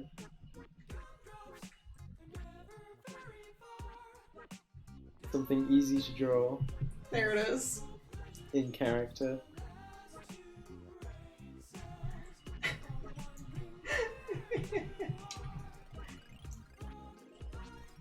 Fits with the whole leather jacket thing going on. Okay. Let me fix the boots.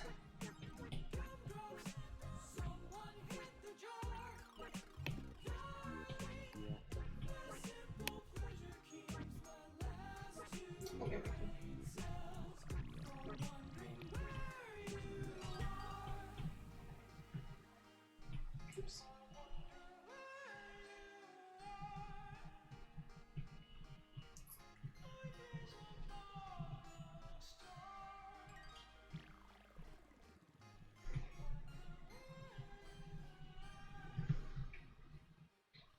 God.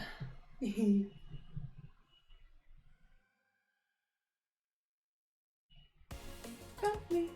Why is this so much louder suddenly? The song changed and it like blasted my ears. It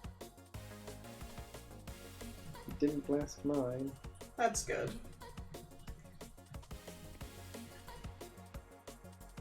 Versus Sayu Too Powerful, it's so true. The No Streets Road soundtrack deserves to be loud. That's true.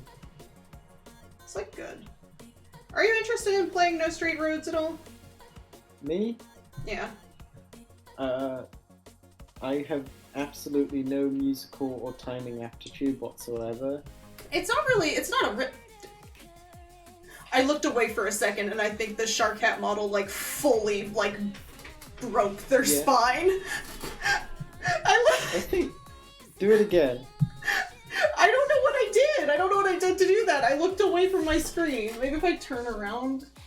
I could try clipping it so that you can see it. That was crazy. I don't know how it did that. Because usually if like I turn too far, it'll freeze. Like if I go this way too much, it freezes like this and then it snaps back like that. I've never seen it just flip out like that. That was weird. Thank you.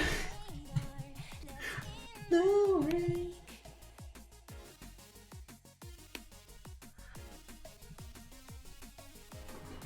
Sharkette confirmed boneless. No, I have bones! I have bones! I know I have bones because I programmed them. Or I worked with programming them.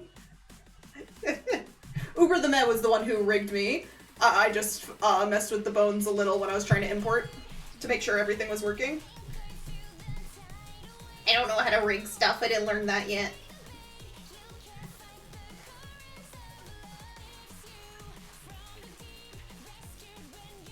You didn't really break your back too much. Just impossibly, like, bent backwards. Should I give the casual fit socks? Like long socks? Yeah, that works. Or you can just it's just tedious. Yeah, I work with a lot of riggers for our classes. Because in the game design class, we end up working with everyone who's in 3D modeling, animation, the programmers and stuff. So everyone has their own little specialties.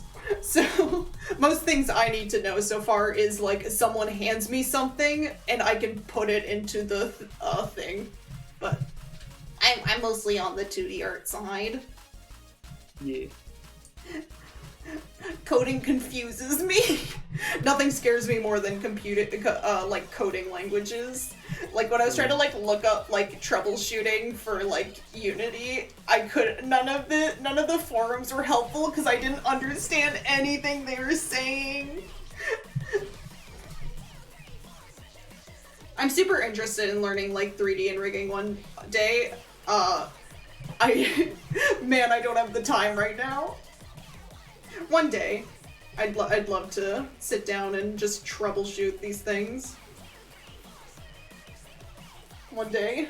Right now I'm doing one game pitch per week as my assignment, so all of my time goes into drawing assets for that and planning out gameplay, story, and all that. Fun. Trying to come up with a game idea with a group in like 1 week is one game pitch per week. I know, Autumn. It's the first one we did, it was 2 weeks. And then this one, and then the next 2 are all 1 week each. So we have 1 week. We're not put into groups. Our first time when we had 2 weeks, they assigned us groups. This time we have to find groups, and then together decide a game, and then the following week pitch that game. It's some people like can make demos during that time, but I'm like no, like I constantly like tell my group mates, I'm like, listen, we have a week. Do not expect, like, don't push yourself too much. We have other classes. Please take it easy.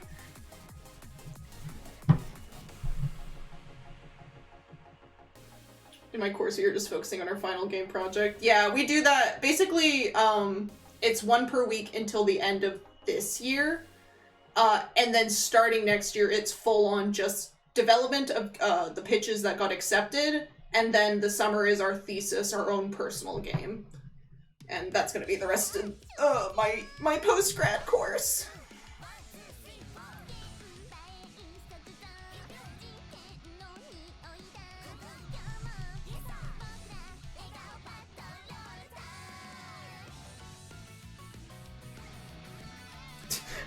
Freak.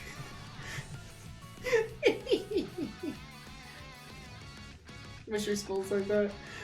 So far, like, I'm really enjoying the experience, but man, some days I really want to just tear my hair out. Mostly I find, like, the biggest thing is, because it's up to us to, like, find people to work with and, like, assign them things to do, like, the teachers don't do this, we do. Like, we have to talk to each other and be like, okay, you do this, you do this, you do this.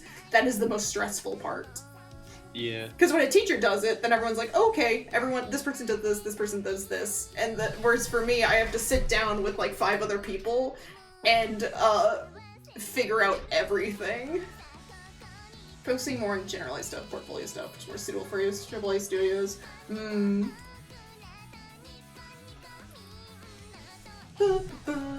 I get that. Oh. Ours is technically portfolio, because in the end, depending on how many games we make, we get to be like, oh, I am a credit on this game, but the course I'm in, game design, is very generalized, like, as in we have programmers, we have 3D modelers, we have 2D artists, writers, so and then I got in there and they didn't really teach us anything. They taught us the sort of basics, but they're like, oh, if you're not someone who can do this, ask someone else who can. And I'm like, okay! And what this led to is a huge demand for programmers.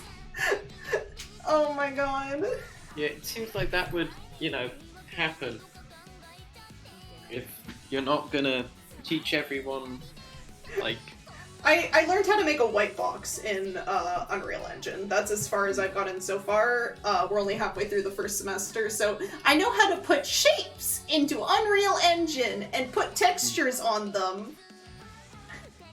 That's it. I don't know how to make a game yet, but man, can I draw some 2D characters? I guess. Mm-hmm.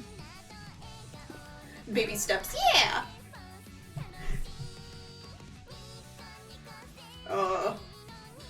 We use visual scripting with this job very well. Ooh, I think I've heard of that. Yeah, I think some people in our classes use those. Where's Char's default outfit? Why can I not remember it right now? I know I have the reference somewhere. Yeah, still one design of like an entire game per week. That's like... Basically the pitch of it. Yeah. So like not beginning to end, but gotta figure out scope of what's possible. This week our pitch that something I pitched and found a bunch of people to help me out with was a 1-minute horror time loop game. kind of like Zero Escape-esque. Like, it's an escape room. You wake up in a room, and essentially there's 1 minute on the clock, and when that 1 minute runs out, you die. And then you start again and do the same thing. Yes. So it's a 3D room, and there's some other characters in there, and it's essentially you like investigating the room or talking to the characters, and then in that loop, like reusing that information for every loop to try to get through it faster to escape the room. Yeah, the base mechanics of a time loop game that one guy didn't understand. Yeah, like we had a lot of concerns. It's like, oh, aren't there like where someone would bring up like, oh, isn't Deathloop like this, or isn't blank movie like this? And I'm like, I don't know. I think that every single thing with a time loop will have this similar idea. I don't think it's like, as long as we can make other elements original, I think the idea of it can't be like, oh, well, other people have made time loop media before. Yeah. It's like literally like carrying information to the next loop. That mechanic is in every single time loop game. We don't need to worry about copying a specific game. It's okay. And it's not only in time loop games, it's in like flipping the original Mario Bros. You die, you come back, you know what's coming ahead of you. Yeah, it's like this is the core of a genre. Yeah. Yeah, so our sort of gimmick is like a 2D characters, 3D room, escape room. Yeah. I saw the concept art from your little post thing. Oh, yes. Those are all the references I put together. That art's from different games. That was just the stuff I sent to the other people to be like, oh, this is a sort of feel and stuff for the game we'll get. That's what... And then, like, the idea of, like, the more you get used to time looping, the more, like, time-related powers you develop. So you're able, like, the player will gain, like slow down time, reverse time, and stuff like that. So, if you've ever played AI The Somnium Files, they have this element with their timer where instead they have 360 seconds in that game to figure out each of the Somnium puzzles. But it only moves when they move, and what it does is it labels tasks to be like, oh, if you do this with this item, it'll take like 10 seconds. Yeah, it'll take 45 seconds. So I tried to, because a lot of the things a lot of people were concerned about was like, oh, aren't you gonna like stress out the player too much so they're not gonna like want to come back? This idea like they step in and then 1 minute's over. It's like that's too short of a time. So it's less of a timer and more of a resource that you Yes, exactly. Like explaining it to them. It's like giving the player more of seeing those 60 seconds less as like this is a real time timer and more of like these are 60 points you get to use at each run to do things. And like using the explanation in game of them developing time powers for it to do that. So like in the first loop it's a regular timer, and then after that the player sort of develops like, oh, now it's 60 points, so when I stand still and take a moment to think, timer's not going to go down. That helped. Yeah, that helped ease a lot of people's worries a bit. Yeah. Usually explaining things does that. Yeah.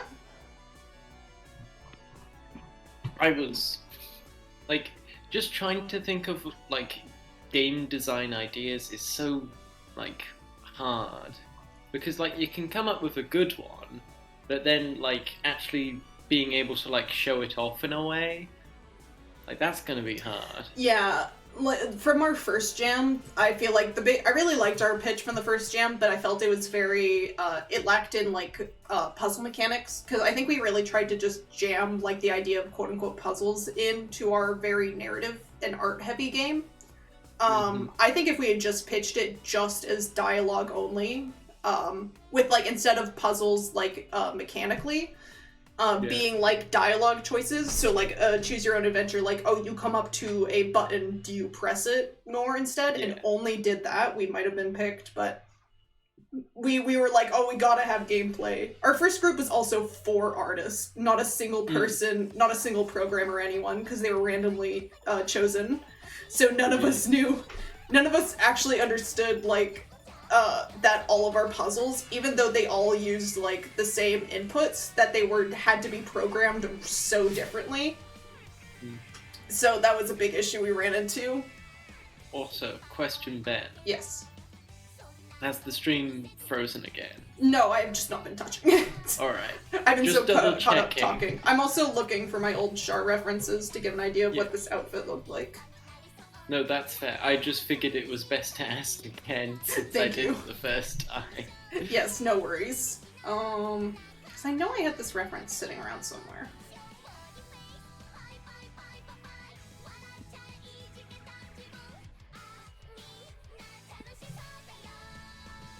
Is it in my other folder? It might be in my art folder. There it is.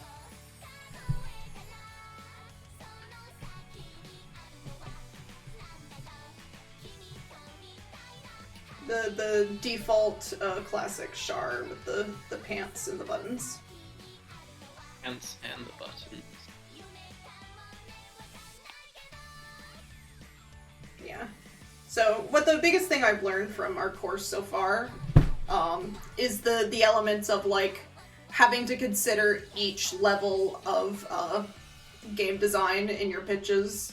Because I think that's a lot of things different groups run into the issue of, is, like, if you don't have a lot of artists on your team, you don't understand the load it puts on artists. If you don't have programmers on your team, you don't understand, like, which elements need, like, extra programming or what's more difficult. Things like that. Yeah. It's...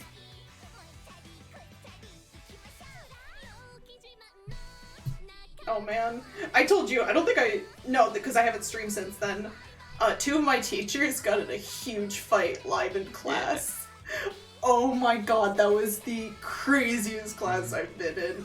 Literally having, like, a passive-aggressive, multiple professors fighting live in the Zoom call. Oh my god. Oof. Because they couldn't, like, actually get mad, but you could tell so easily that they were pissed at each other. And oh my god, because we weren't the only class, we also had the concept artist class in there with us, because the concept artists are with us for the game jams as the leaders of the groups. Mm-hmm. And so the concept artists were there with us, while two of our teachers had a heated debate about, like, their own class's work, because I guess they didn't discuss it at the beginning of the year what other classes were doing. And one teacher was like, oh, I have no resources for my class project. And the other teachers who were running the game jams were basically like, oh, we use all of them for the game jams. And, like, instead of just, like, I don't know, it was the game jam teacher essentially telling this teacher that he should, like, cancel, like, all of his plans for the year after we're, like, we're already, like, half a semester into the program. Yeah. And oh, they were so mad. They were so mad. It was so awkward. One of my classmates literally spoke up and was like, hey guys, I don't think this is appropriate for the classroom. And I was like, yeah. Oh my god, imagine having the balls to say that to a teacher. I owe her my life for saying that, seriously. Yeah. I could never say that to a teacher. Yeah. She was right though. She was right, yeah, is the thing. She was right. However, if it was me, I would just sit back and watch the fireworks. No, dude, we were in the middle of class. Yeah, but it seems to be I think I've found the thematic through line for that class, and it seems to be a lack of preparation and planning on the teacher's part for not only the class but the people in it, and relying on others to do it. And therefore having things not go so well. Yeah, it's like, man, this should have been a meeting.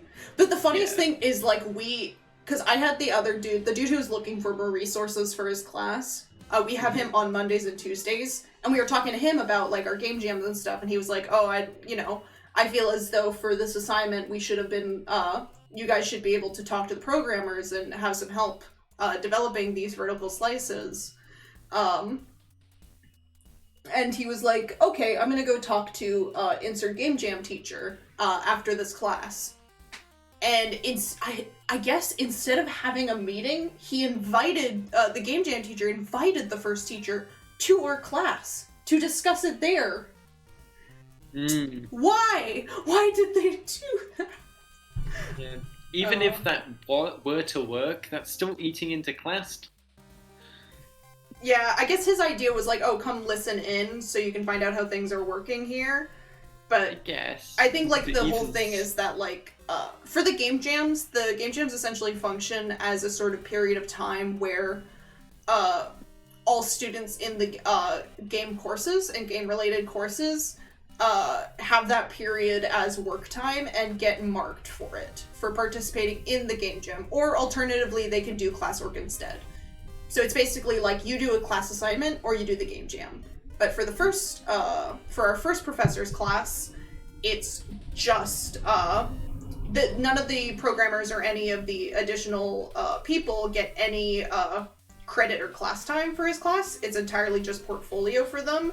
And pretty much all the programmers looked at that and said, yeah, okay, we're not doing extra work. Yeah. Which, like, understandable. Understandable. Absolutely fair enough. Yeah, so what he was looking for was to essentially mix his project with the game jam. So, I think in the end we did decide that that was probably the best choice, to replace one of the random game jams with his games. But who knows what they decided on? I don't know. It was a lot. Yeah. Yeah, Sounds in general, like-ish. even a lot of the programmers didn't even want to join the game jams because it's completely optional. Like, technically the school expects them to, but some of them, like, literally, because it's either they can work in a group in a game jam for a big group game, or they can make their own game by themselves. Surprisingly, most of them chose to work by themselves on their Yeah. own thing. It's almost as if that gives them more creative freedom. Yeah, that's it. Instead of programming for someone else's game, you get to program your own one completely, and it's like, I don't Yeah. blame them.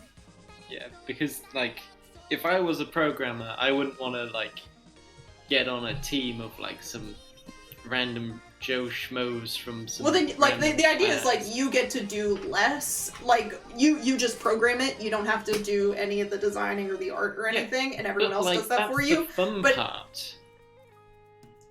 Yeah, I guess Like, it depends on yeah. who you are. Some people I would were, like, imagine, super excited to like- be like, oh, okay, I Yeah. just need to program, I don't need to do all the other stuff. But other people are like, no, I want to make my idea. Which, Yeah. I get that. I also like working on my own ideas, but I've been, doing comics for so many years now before this, so I'm used to, like, being, the writer and the artist and the... And the management and the... Yeah, I do the design documents, I'm the designer, I'm the cover artist, and the letterer, and the inker, and the art. You're a busy fella. Anyway, look out for my next book coming, I don't know, sometime. Yeah. Hopefully I'll have some I'm fun sure it will with soon. come sometime. Coming right now. Yeah! No. I barely have had enough time to work on Spring is Sure to Fall. But I'm glad after a year of, like, I realized after, because I put out Leatris and then Idealized the year after, I think. Leatris came out 2019, I think. I can't remember. Yeah. Yeah, Leatris came out 2019, and then Idealized came out 2020. And then this year, I didn't have any time to work on a short comic to release because I've been working on bigger projects behind the scenes that I can't really talk about. So I've been like, oh fuck, I haven't put out a book in a while. Jesus Christ. Well, I got the physical edition of Monster Wedding, but Monster Wedding technically came out last year. So hopefully I'll be able to do some short comics or announce bigger projects in due time. I mean, you're working on bigger projects and, having school and stuff. Those are bigger projects. Yeah, who knows? I might have like a proper game out by the end of this school year. Mm. I have ideas Yeah. for my thesis games, but I'm also like, I don't know how capable I am of making a game on my own and who would want to join me. So I might just look for an internship instead. Mm. Getting a job is also important. Jobs. If any of They you want give you money. if any of you want to commission me or donate to me, yeah, I don't know. I'm not doing too bad. I'm super thankful for all of my commissioners because that's like my job right now, but I'm also not. I'm still with my parents right now, but I have to start considering moving out next year. But Is it exclamation point comics to buy the comics? I think exclamation point comics. We can see. But yep, there's this. Oh, I need to update that link to the Ko-fi store instead. Whoops. Oof. I still have them up on my Store NV. It's just Store NV is a bit broken, so I want to move off of it eventually. Because I don't get any orders from my store anymore, and I think it's because Store NV added a thing that if you have ad blocker on, it won't work. So I think that stopped a lot of sales. You had ad blocker? Not if like the customer has ad blocker on. Basically, it'll just feel like an error to them, like they can't check out. Oh, the customer. Yeah. Yeah, that's an issue. So I think that's why my sales have gone down so drastically, but I haven't had the stamina to move storefronts, you know? Only my comics I've moved off of there, but I don't know. I still have a lot of old like merch I made for conventions and stuff in there. That's like they're not selling like they used to. So anyway, what I mean, like, if you wanna donate or commission or anything, it's always appreciated. Yeah. But not necessary. I'm not in a place where I'm desperate for money right now.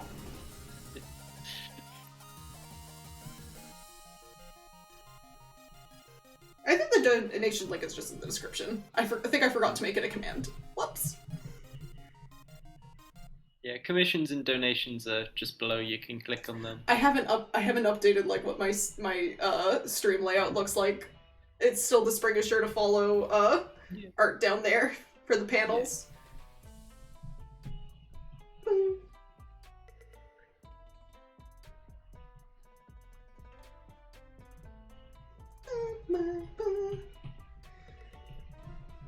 I've been lucky enough that I've been able to comfortably do things regularly and support myself without like relying on my parents for everything.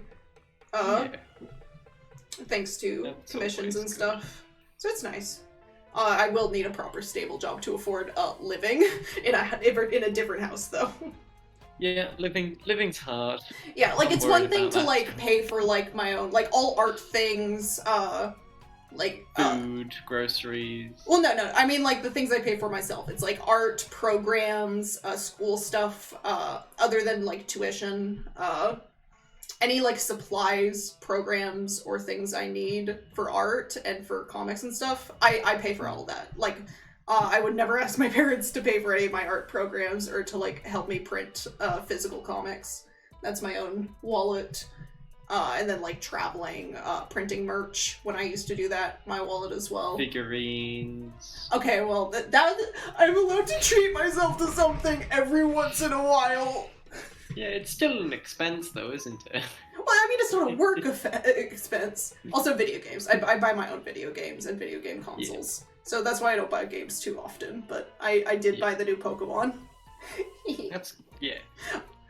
But that's because you have plans for it, and we're also streaming. Also, yes, we're streaming Pokemon Shining Pearl when it comes out. Me, Oscar, and Jude. So look forward to that. Yeah. I will be there to know some of the stats and strats. However, I won't know them all because I have never played Pearl or Diamond. I have only played Platinum, and that game is, like, substantially different. Pokemon Pearl was my very first Pokemon game I ever played, and I'm pretty sure it was the very first video game I ever owned. I was one of those kids who wasn't allowed to have video games until I was a little bit older, so like all like GameCube and Nintendo 64, like all of those, I played at friends' houses and never got to own any for myself. But when the DS, the 3DS came out, my very first game console was a 3DS. And my very first game was Pokemon Pearl, because I was finally allowed to have video games. And then I wasn't allowed to play any quote-unquote violent video games for a very long time. But Pokemon wasn't that, because I was obsessed with Pokemon and the cartoon since I was very, very small. So my mom was like, we know Pokemon. Yeah, you can play Pokemon's Pokemon. a household name. It's not demonic or anything. having started the originals. I don't know how much older than you are than me, Autumn. I'm 21 now, so I can't remember when. Oscar? Do you remember when Sinnoh came out? Sinnoh came out in 2008, I believe, or 2009. Okay. It was around that time. 26. Okay, you're not that much older than me. We got like 5-year difference. Because I don't think I got it on launch as well. I might have been like 10 or 11 when I played. Especially if your first game console was a 3DS. When did the 3DS come out? That came out in 2011. Okay, so I was 11 when I Or like played. afterwards, I think. Yes. 2012, I think it was. Yeah, because I think like most of my friends were like had like GameCubes and stuff. Mostly because they had older siblings. I was the eldest, so that changes a lot of when we were like old enough to consider video games. So if the 3DS came out around 2011, then I was probably 11 or 12 when I first got to play a video game. Own a video game. My first console was the GameCube, but we only had like party games, and then we had like the Legend of Zelda Collector's Edition, which is Majora's Ocarina of Time, and then like the original, and then Link's Awakening. Oh no, not Link's Awakening. What's it called? Which one? It's the Legend of Zelda 2. It's the side-scrolling one, and I don't think we played any of those like past the first dungeon, me and my brother, until I was like in my mid-teens, and then I just sort of played until Adventure the game Link? broke. Yeah, that's probably what it's. So I got my first video game that my siblings threw others the next year because they complained about having it. Oh yeah, my brother also got a 3DS right after me. Mm. Wait, 3DS or was it DS Lite? When did the DS Lite come out? DS Lite, I believe, came out in 2000. I want to say 2006. Okay. But then there's the DSi, which came out after that, and then there was the DSi XL, which I think came out just before. Okay, I'm getting the 3DS mixed up with the DSi. I had a DS Lite. My brother had a DSi. Yeah. But I still think it was a good chunk of time before I was actually able to like use any of it. Yeah.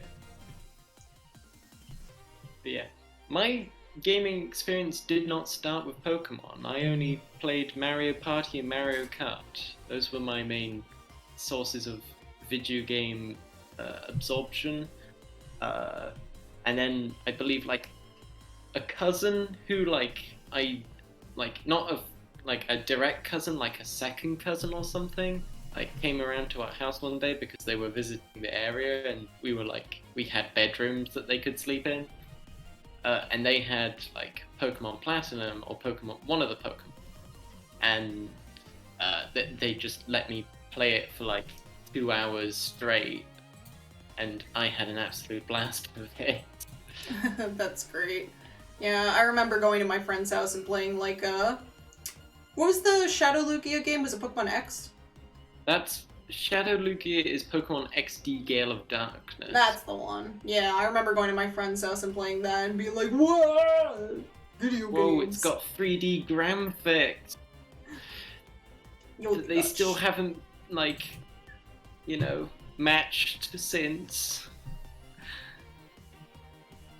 Very cool that a GameCube game looks I think they should almost release better more. than a Switch game. Was it made by Game Freak, that game, or was it a separate company? I don't know. I only know like most of the games in like the series just via name and like what they're about. I don't know when they what their history is. I can look it up, but quite a lot of Pokemon spin-offs are done by other people. I'm googling it now. Separate company. God, Pokemon Coliseum games were so good.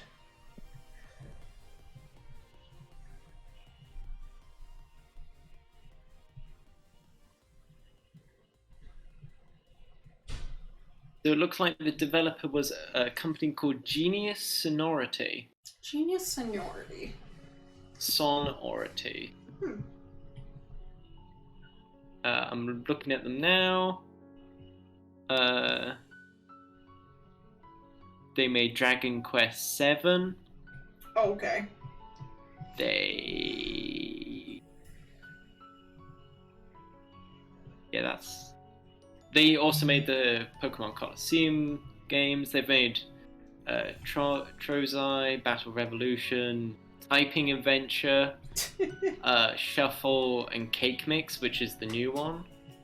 And then they made a couple of other just like shovelware games, and a lot of Denpa Man games, which is a 3DS downloadable game that I've never heard of. Huh. Yeah, I think it's definitely a shame of, like, very obvious that Game Freak had a rough transition to 3D. Mm-hmm. Because it's like, you look at, like, the good 3D Pokemon games, and they're made by people who, like, knew how to work in 3D, and it's that sad moment of, like, company, that period of, like, Nintendo and a lot of video games where franchises were transitioning to 3D. Yeah. Look at, Ace Attorney. Oh, man. It's the less of, like, we want to work in 3D and more of, like, we have to now. Yeah. And some of them like, just... That's the selling point Yeah. of the system that you must comply to. And it's that sad point of, like, a lot of them probably just, like, didn't really want to, and probably never really got better at it. Like, I think it's a situation in Game Freak's case where, like, people are like, oh, you know, like, the Pokemon animations aren't that good. It's like, yeah, because they weren't designed to be in 3D. They're following a formula that was made for 2D. Like, you look at the good Pokemon 3D games, they don't work the same as mainline Pokemon games, because they were designed from the ground up to be in 3D. Yeah. You look at Ace Attorney mainlines versus the Great Ace Attorney. Why do mainline Ace Attorney games feel so much worse in 3D than the Great Ace Attorney, despite them being pretty similar? It's because from its conception, the Great Ace Attorney was designed to be in 3D, and Ace Attorney wasn't. Mainline And Ace also Attorney was they had experience beforehand. Yeah. It's a lot of, like, when you're designing a game like that, you have to start from The ground up. the ground up. And as we can tell via every single Pokemon game, they kind of don't do that too often. Yeah, it's very obvious that Game Freak seems to have a lot of still the same employees who, you know, they were 2D game makers. Yeah. Like, I don't know a lot about Game Freak, but, like, from my knowledge of, like, reading up on stuff, it seems like being very protective of IPs and Pokemon and not reaching out for, like, additional, like, companies' help is probably, like, one of the big reasons. Which is one of the reasons why I'm excited for Pokemon Shining Pearl and Brilliant Diamond. Because it's not made by Game Freak. Yeah. But additionally, like, Pokemon is such a huge franchise that a lot of the games have been, like, given to other companies to work on. But, like, I'm pretty sure the Pokemon company in question has, like, an overbearing eye over everything that happens in those games. Oh, yeah. Oh, hi, Charter. Thank you so much. Yeah, it's a lot of just... Like, from just, like, personal views and stuff, I don't think Mystery Dungeon could have existed the way it did if it came directly out to the company. Yeah, different companies make different games. You eventually come to learn that Game Freak has its elements that it's really good at making and its elements it can't. And it just feels like a lot of the time, because of their production time and, like, Pokemon being the franchise it is and them having to chug out games so constantly. Exactly. It's on the priority list, making a mechanically, like, newly interesting game for the formula, for the style and the 3D isn't really on their priority list. And it sucks, but it's the sad truth. Yeah. And, like, the most we can hope for is, like Shining Diamond, Brilliant Diamond and Shining Pearl being a sign of a good direction. The idea that a mainline Pokemon is handled by someone else being a good sign.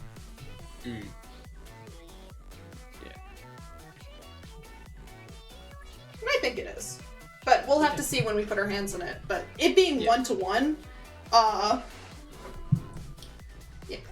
it being 1-to-1, I don't have too much complaints about, because, like, literally the biggest issues people had with other remakes, specifically the other 3D remakes, is that they took away all the content. Yeah. And they added quite a lot of content in place of that. It just wasn't anything anybody cared about. Yeah, it was, Like, they forgot the stuff that people liked about it. And I think that was like one of the biggest things that makes Sinnoh so popular, is that it's content and what it added and the elements they have there. Yeah. And almost, like, I think the only thing that hasn't been confirmed yet is the Battle Frontier. Have they confirmed the Safari? They haven't confirmed the Safari either, but the Safari in Sinnoh works differently, so I wouldn't be surprised if they changed it up a bit. Oh yeah. Fit in more with. I mean, like, they changed the more contest as well, but they kind of have to because of the different platform. Like, you can't really do the same contest that they had in the DS version on the Switch. Yeah, absolutely not. Yeah, so it makes sense. Yeah. Yeah, I would not be surprised if Battle Frontier is just the Battle Tower. Yeah. I wouldn't be particularly. It wouldn't phase me. I'm like used to it. If they do add it, I don't really care because most of the battle facilities aren't really my cup of tea either. But like other people like them, I guess. Yeah. So I good was for them. less of a Battle Frontier person and more of a fucking loving contest person. Yeah. I remember I got all of the props in the Pokemon musicals, which are even less like interactive than the contests are. It's literally just select a thing, tap the button when things happen, and then do that like 100 times. 1 week I was like, I want to get them all, and I did. And then I think I deleted that save file later on to play through the game again.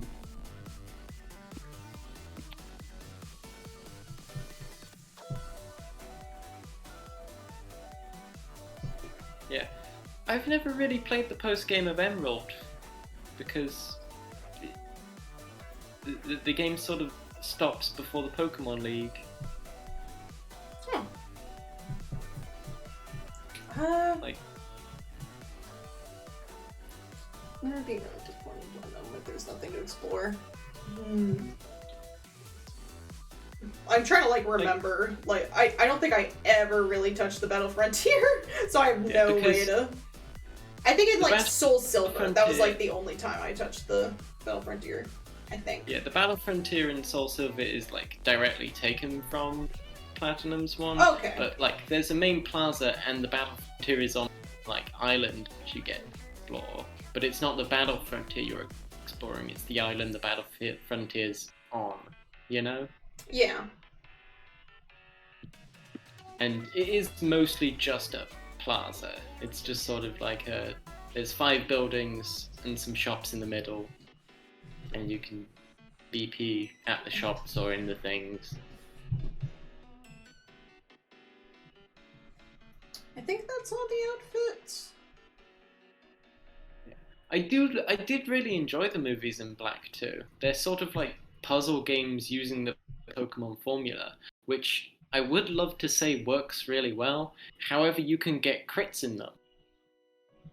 And the opponents can get crits in them, or flinches, and any other status infliction that just completely ruins everything that you're trying to do. And also, they take way too long. Like, you have to play through doing the movie in, like, a green screen room, and then you have to watch the movie actually get made and like be on the thing. And whilst the cutouts are cute for like the first one, like spending like 5 minutes like actually doing the thing and then spending another 5 minutes just doing the thing that you just did kind of doesn't feel fun. Yeah. Did you play the Soul Silver Heart Gold? What they had for the? It wasn't contests, but like the sports things. Yeah, Pokeathlon Dome. That was some great stuff. I really did enjoy those mini games. Yeah. I think that I was- Pokemon Diamond and Pearl are my favorite like contest mini games, but I really did enjoy those Pokeathlon stuff. And then there was still the accessorizing part of the contest. It just wasn't anything. You could still do it in like the underground of Goldenrod. What else was there that is like side game-ish thing? There was Voltorb Flip. Voltorb Flip was pretty fun. The coin game. Yeah. Oh, dude, fuck the gambling. Fuck the coin case. Worst nightmare. Yeah. I'm not a fan of the slot machines, simply because, like, I hate to say this, but the slot machines just weren't lucrative enough. Like, the big payouts, they weren't big enough. They don't entice me. They don't make my gambling brain go, yes. Probably because it's a children's game. They can't give you too many gambling addictions. Yeah, and that's why they were taken out and replaced by mini games. Or just nothing, like in Platinum. Did they take it out completely in Platinum? So the arcade is still there. All of it's unchanged, like physically, but you can't play the games anymore. You just go to the machines and find coins in them. That's so And they're, funny. like, pitiful amounts of coins. It's like 20 is the biggest payout, and they just refresh daily. So to get coins, you either need to spend lots of money, like Pokemon money, or you just need to constantly, every day, just cycle back through and get all the things. Or check all the slot machines and get, like, less than 100 coins a day. Man. Oh. That's why Voltorb Flip's cool, because, like, the entire point of it is sort of this risk versus reward system that is, like, you have to play a game to do it, and you need to, like, understand the game. And that's, like, pretty interesting. The only issue with it is that sometimes you literally just need to guess, and sometimes when there is a 50-50 shot, you just lose everything. You lose everything. It's definitely stressful. Yeah. And sometimes when you just get to a 50-50 shot, you just need to go, okay, I'm just gonna quit and get all my money now. That's what I'm going to do. I understand that this is potentially unbeatable. I'm just gonna accept the money that I've earned already and start again and try to build up money. So I can buy like 2 TMs of Flamethrower, or Thunderbolt, or Ice Beam. God. But yeah. What do we have in Sword and Shield? Let's think about that. We have the poker jobs, which don't really do anything. Aren't really They're that like- fun and pointless. Yeah. The worst part about poker jobs is that they mess up like boxes. They make them really ugly because they ask for specific types of Pokemon. And yeah, you can do that. If you sort your boxes by type, that works fine. However, if you've moved boxes around, like you've changed to another box, all of the Pokemon will just autofill, and you'll have to reorganize if you've started out in another box, or if you turn the game off and it resets to box 1. And it's just ugh. Yee. Along with the fact that like there's no real reward for them. You might like get a protein and some money, but like if you wanted money, you would just do like you would just go and fight all the gym leaders again in the stadium and get just a bunch of money, or you would just like cycle around the wild area and press A on every shiny thing and make like more money than you could make in any other Pokemon game from one day.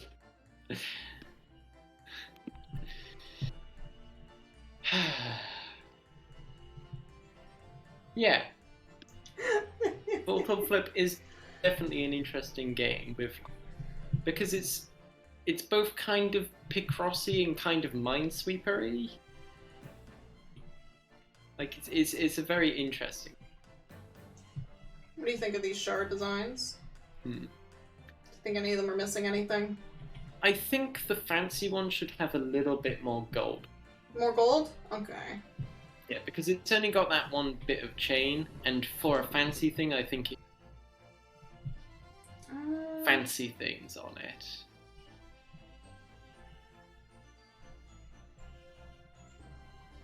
Like, I don't know where and I don't know what, but I just, you know.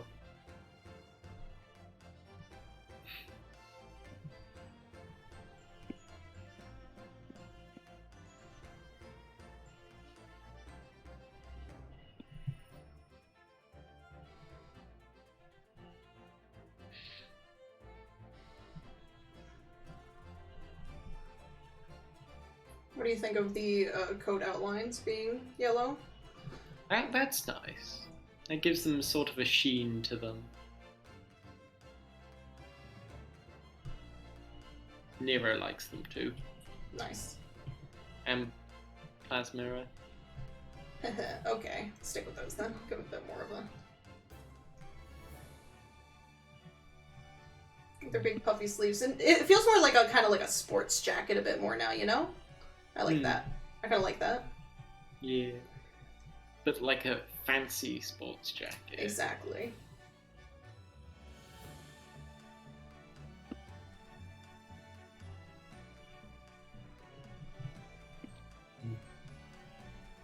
Any more side contact in Pokemon that I want to bring back?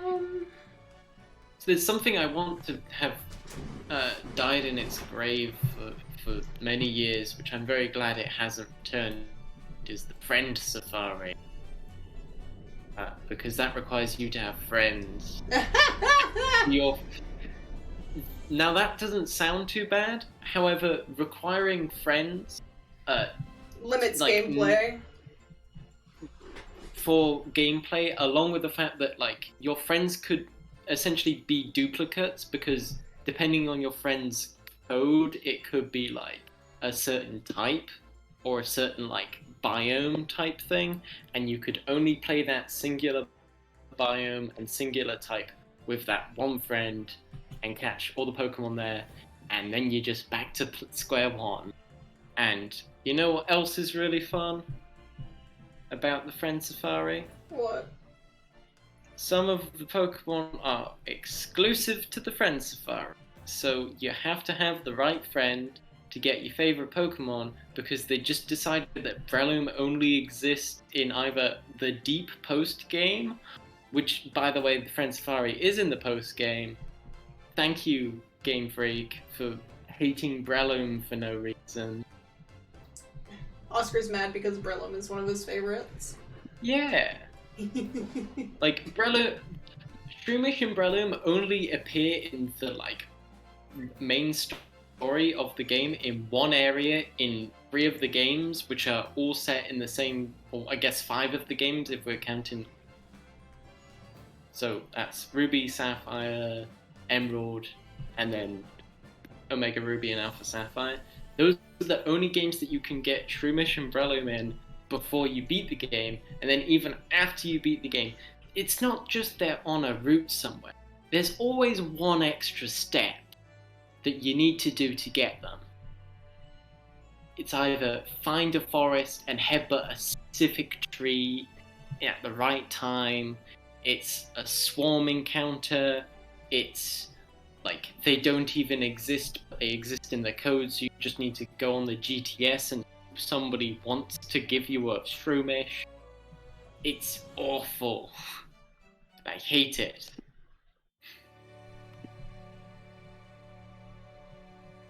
Should I put any hats on any of them? Do you wear hats in real life? That's a good question. Do you wear like other like head accessories like sunglasses in real life as well? I wear earrings. Hmm. When it's cold, I have to wear hats. Yeah, okay, I don't really wear a lot of head accessories. Yeah. Because just thinking about whether they fit, because these all look pretty, like, you know, good and done Okay, and sweet. stuff. And trying to think of, like, anything to add on to them, whether it's necessary or not. I would like to see Ben in earmuffs and see how they function. Earmuffs? But whether you double up on both ears or both sets of ears, or if you decided that only one set of ears exists or gets cold, that would be an interesting thought experiment, I feel. How does that make you feel?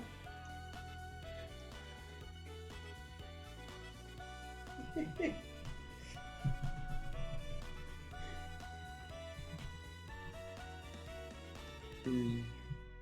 I'm gonna fix the eyes on default Char. I feel like their head is built a bit different. Yeah, there is sort of coming on the fancy one. And it changes the shape of the head quite a bit. Like, not actually physically changes the shape, but like sort of changes the, you know, feel of it all. Yeah, they do. I think that because I did the neck slightly differently, that might be it. Mm.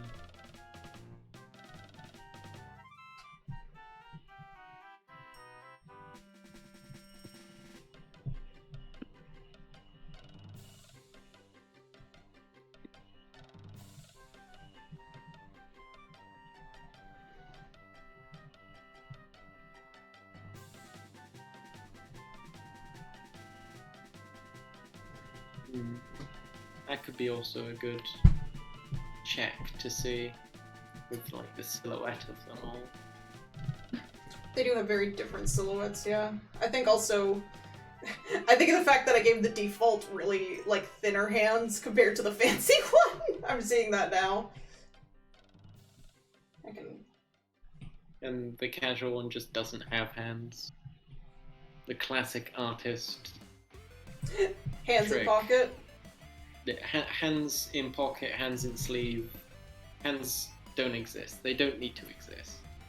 Because hands are hard to draw. Exactly. You can only draw lumpy, misplaced sausages so many times before you actually understand how the heck. And even then, you usually don't. That's a bit closer.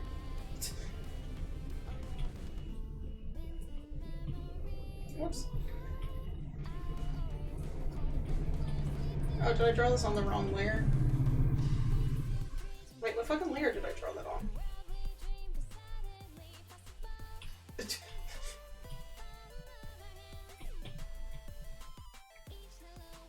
Okay. Paul. Imagine using layers like a good artist.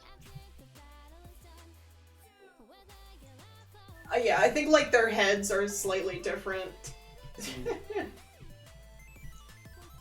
But like, if you're being casual or fancy or default, your hairstyle's gonna change it. Oh, I mean like their head, see the size difference on the default versus like the forehead to head size on the casual and fancy? That's, I think it. I guess so.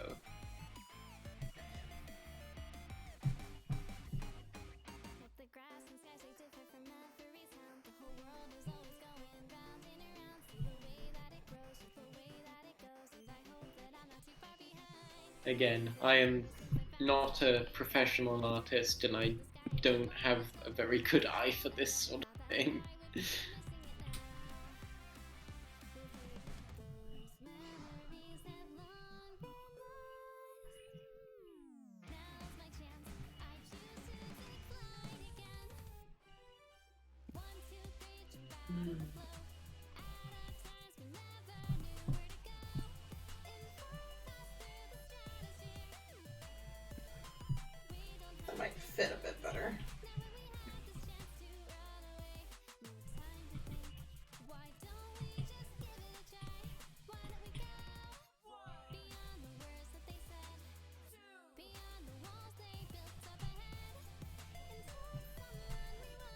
Okay, I think that fits a bit better.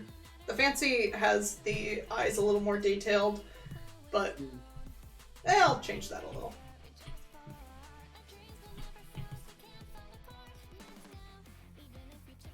Well, would your eyes be more detailed if you went out fancy? Well, I'd put on makeup, which I never do. I only started putting on makeup because Runa does. Influencer. Like, I don't know. I felt like my girlfriend being super, like, prettied up with, like, makeup and everything. Like, if I, like, went out, like, not, like, looking like I didn't do anything, I felt really awkward. So I'm like... Fair enough. And I also, like, I don't mind wearing a little bit of makeup, but there's a limit to how much I can wear without feeling comfortable anymore. Yeah, understandable. I mean, as understandable as someone who has never put makeup down.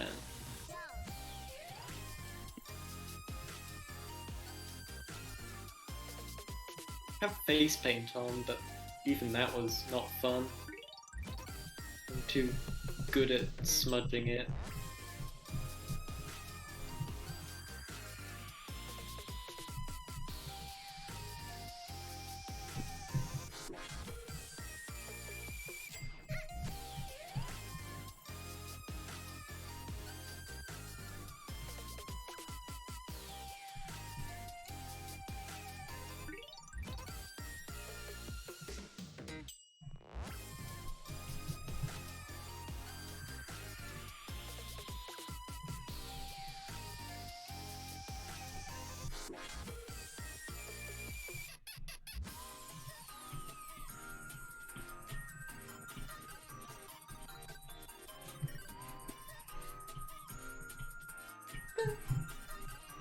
Whoops.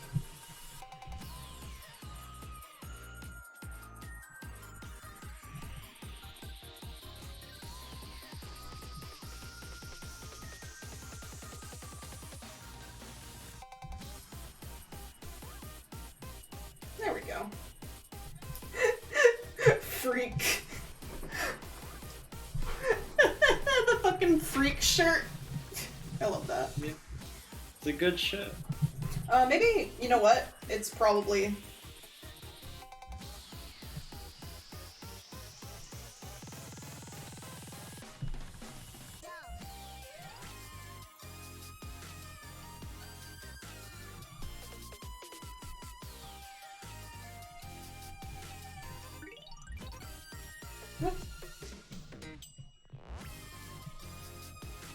Also, Yes. I feel like you might have talked about it before.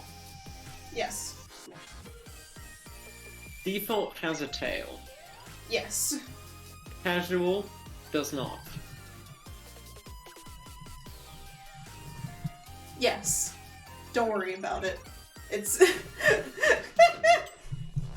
I understand that it is not attached to you at any given point. However, Do you think casual should have a tail? no. I'm not saying that. I find it funny that it's just because the way the tail works, if I'm not mistaken, it is not attached. It's like the hair poof. Yeah? Yes. It is So- technically also like the ears, which are technically not actual. Does anyone know the lore behind Kimono Friends? It's just that. Just pretend it's that. I imagine it's just like a floating thing. It just goes there sometimes. It's just attached to like the back of her belt. Okay, for those of you who don't know Kimono Friends lore, Kimono Friends is the old 3D like super cheap anime about the girl who goes into the safari with all the animals, but they're like animal girls. Like basically it's like a zoo, like learn about these animals, except all the animals are girls. The You're reason really for slamming that, it here. it was one of the most popular animes. I adored it. It was, despite being so cheap, because it was made to like teach kids about like have partnerships with the zoo and teach kids about the animals. Yeah. I love Serval, my beloved, one of my favorite characters ever. Essentially, the plot is that these characters were animals, but there's this sort of like magic meteors that turn them into humans. Except the magic of those meteors, it basically gives them the ability to still act like they're animals. So as long as one of these animals believes that one of their functions, like their because they have human ears as well. As long as this animal believes that their like cat ears are cat ears, then they'll function as cat ears and exist. The second they stop believing that they're an animal, they'll turn human. So your default is believing you have a cat. Basically, yeah. Basically, as long as these these creatures believe they're this animal, their body will function and work like that animal. That's the lore behind. They don't teach you that in the show. That's in like the lore book. Of course, there's a lore book for this children's show about teaching people about the zoo. That just makes sense. Of course, there's lore. Yeah, if you believe hard enough, you'll become a cat girl. But I think like the lore is they used to actually be these animals or something like that. There's a character who's literally a hat. Like a hat got hit by one of these things and turned into a girl. I'm pretty sure like the safari like girl going around is literally a hat. But as long as she believes she's a girl, then she'll be a girl.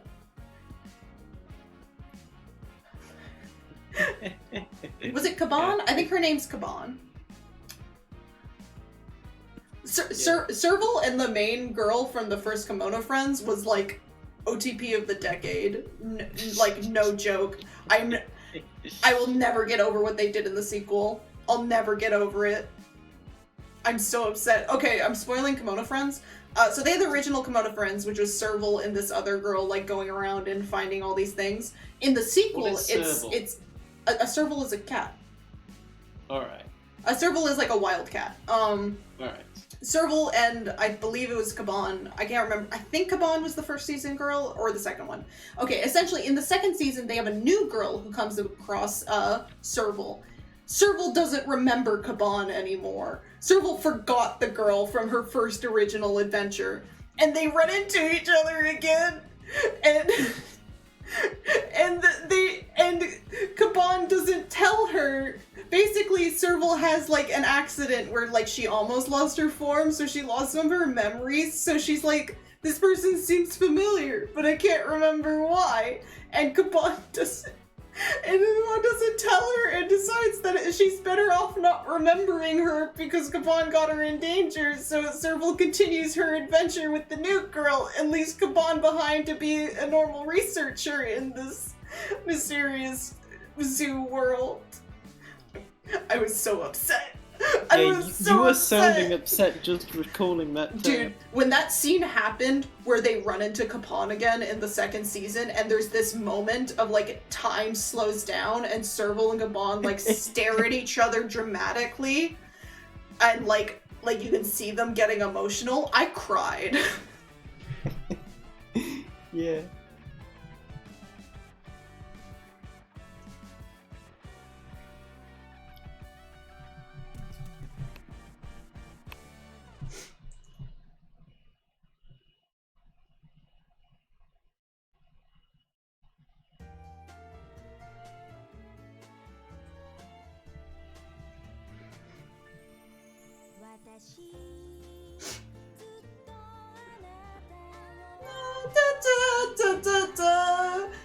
The original Kimono Friends, I think, is a very good watch, even if it's so cheap. Like, they couldn't even get the CGI to move the wheels on the bus. But man. Also, the Kimono Friends opening theme is so fucking good. It's so catchy. Okay, so, Ben. Uh-huh. You know what this show is reminding me of? Yes. The Kirby Right Back At You anime.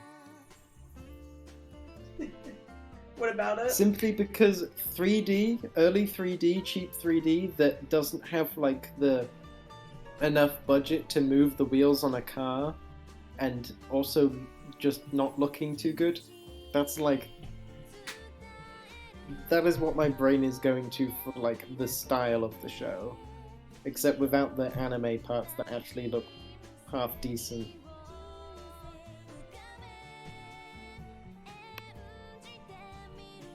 What layer did I write the thing on? There it is. Instead of default, I'm going to call this classic. Classic. Absolute classic. Pistol. Classic. There we go. You have both class and ick. Buddha. This is my song.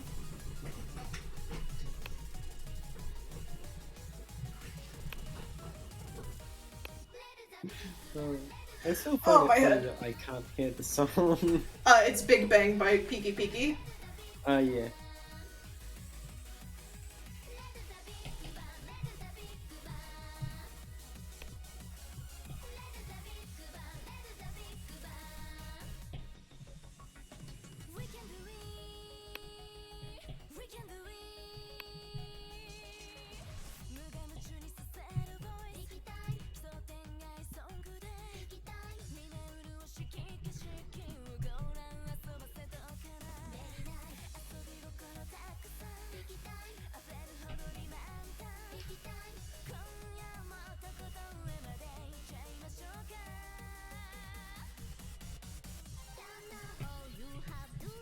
I don't actually have the energy to fully draw my tattoo, but this gets the idea down. Yeah. Close enough. Same reference.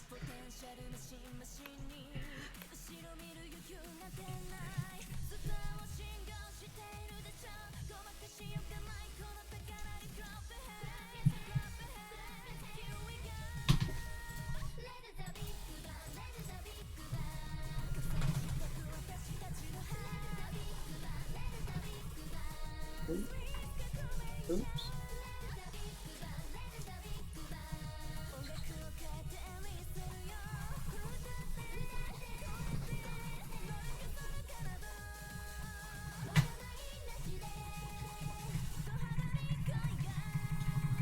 Okay. Oh, I'm upside down. Oh, there we go. Bean. Spin! Cat jam! Do I want to do a different color on the background?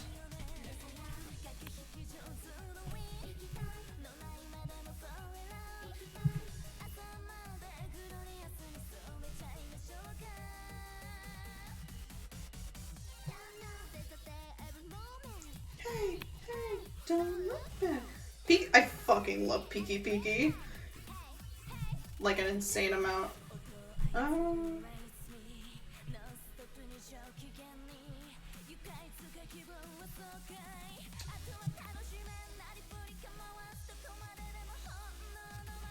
My...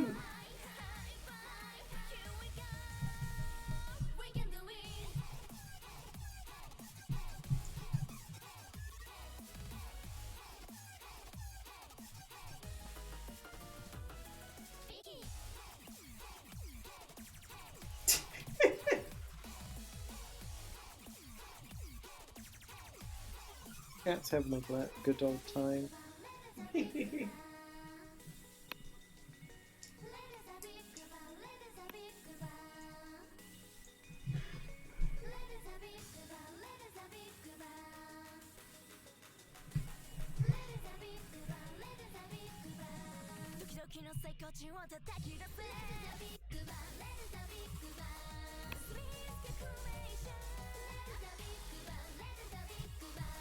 Whoops.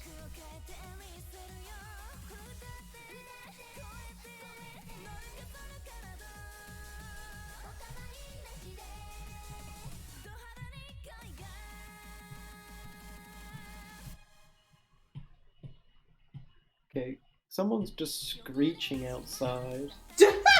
That's fun.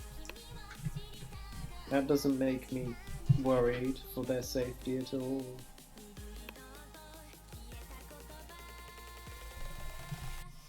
And they really are just screeching. Either someone has told a very funny joke or they are in pain.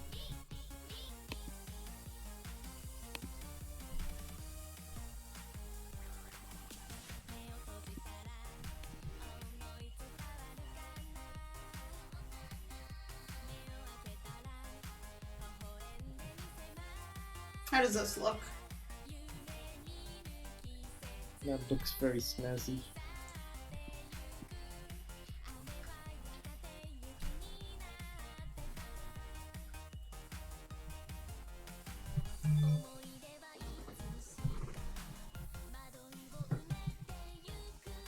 Hehe.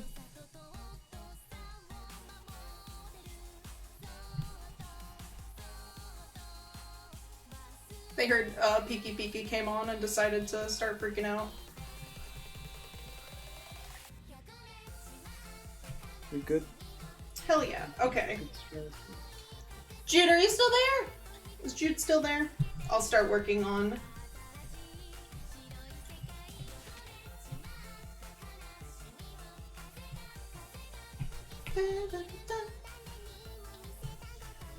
Jude last replied at the anime, animal zoo anime stuff. You're not paying attention? Okay, I'm just letting you know I'm gonna work on the Pokemon stuff. Oh, I'm blending in now. I'm going into the void. There I Have go. fun, man. I'm back. Oh! Oh, okay, I'm good. So Oscar, you are Lucas and Jude is Barry, right? Yep, Okay. that's what we said worked best with like the color palettes of the last previous ones. Yes, yes, yes, yes, yeah. Oh, hang on. I just realized Pearl and Diamond Lucas looks different than Platinum Lucas. And that's Yeah. the one that I was thinking about. Which one do you want? Probably the Platinum one, honestly. The Blue Jacket's good, and I'm not a fan of tank tops.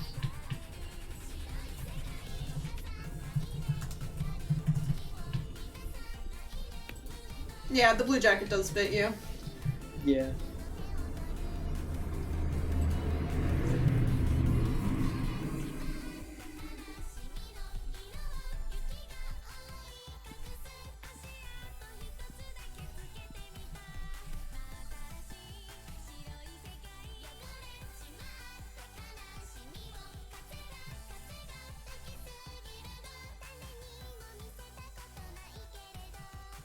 And even if you're picking Piplup and Lucas would have Chimchar, Turtwig's still my boy.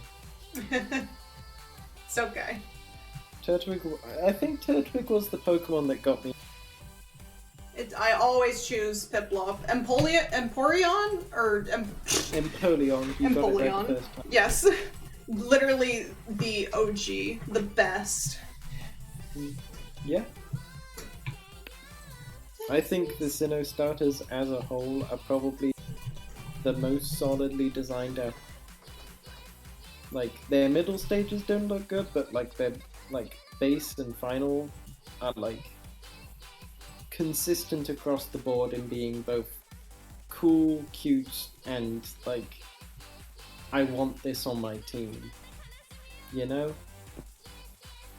Along with the fact that they all have pretty unique and good typing. Like, Water Steel's really good defensively. Except to ground and fighting, really. But, you know. And then Ground Grass is interesting, really weak to... But, like, it's interesting. And then Firefighting just proven to be amazing. Yeah, Sinnoh Pokemons are... Like, man, that... Out of all the generations, I think Sinnoh has the coolest Pokemon. Yeah. But it also is the generation where the Probopass, Licky Licky, Kricketune, Mime Jr., what's some others? Bibarel, you know. Like it's got a good mix of cool and stupid, you know? Oh, and Probopass. We can't forget Probopass. No one can forget Probopass. Dude, you know what Pokemon I have to get? The fucking giant, the one that Bronzor evolves into. Fuck that thing. Bronzor. Yeah, Bronzor. Yep. Jude, do you want Pokemon. long sleeves or short sleeves, Barry? I agree, Probopass is great. Just, like, you can love something, and you can still call it stupid. I gave Jude, like, the swoops, but fluffy. Yeah. Jude can wear multiple types of sleeved shirt. I cannot. Jude has more power than I do.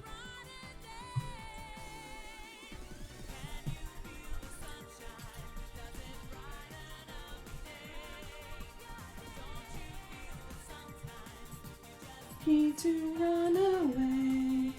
Short sleeves over long sleeves. Oscar's just dressed for the winter, I guess. Yeah, I'm a cold fella. I have been known to wear jeans and long sleeves if I stay inside all. I don't need to worry about the heat. And that's what I'm most comfortable in.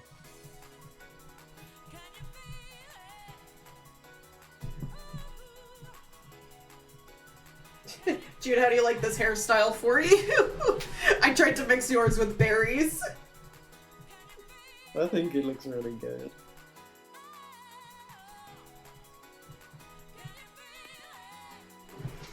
Something. Very lumpy. It's like lumpy in a very nice, you know?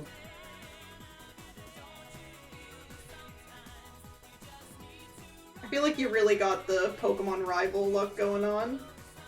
Yeah.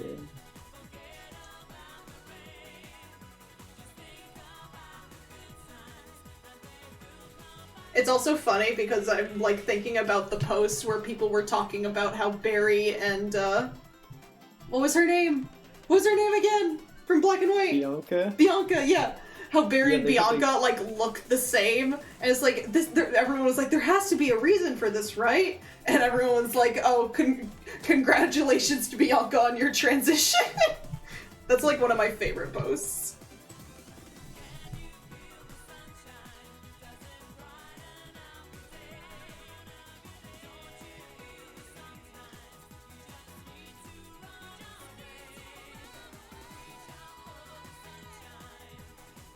Pretty sure Bianca's older than Barry, though. No, I mean like So- Bianca, Barry transitions into Oh, yeah. Bianca Flippin- because Black and yeah, White comes I'm an after. idiot. Yeah, that's the joke. Yeah. Is that it's Barry from Sinnoh, older because she transitioned into Bianca. Yeah.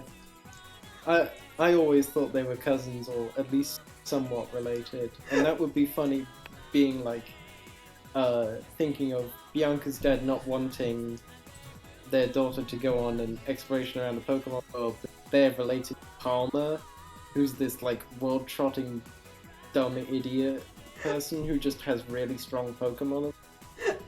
Was it Barry's dad? Yeah, that's Palmer. Okay, then that would make like their dads like brothers. That would be so funny Yeah, that would because he's just thinking And- about his brother and he's like, I don't want my daughter to be like that. I don't want her going around in a green trench coat with a flipping Tyranitar and just sort of doing whatever.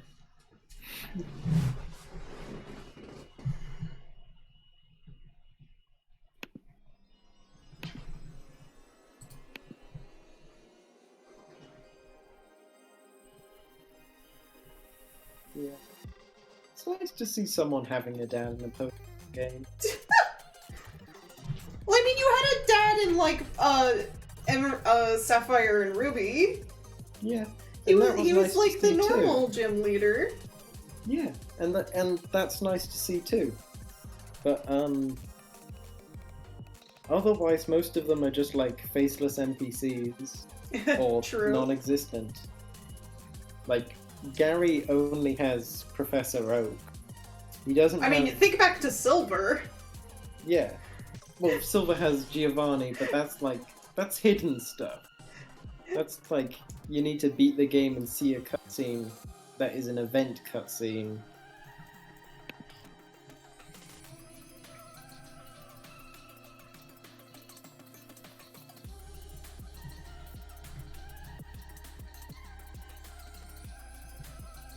Like, does Hop even have a dad? Hop? Hop. I think they remember show him his. having a mother. Yeah, because he has his mom, and then I think they have their grandparents. I think they show their Pretty dad sure at he had some a point. grandma in his house too. Yeah, I think they show his dad at some point. I can't remember.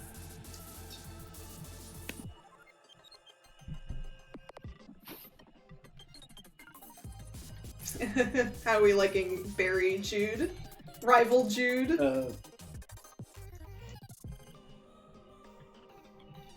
Jude, but they fine you.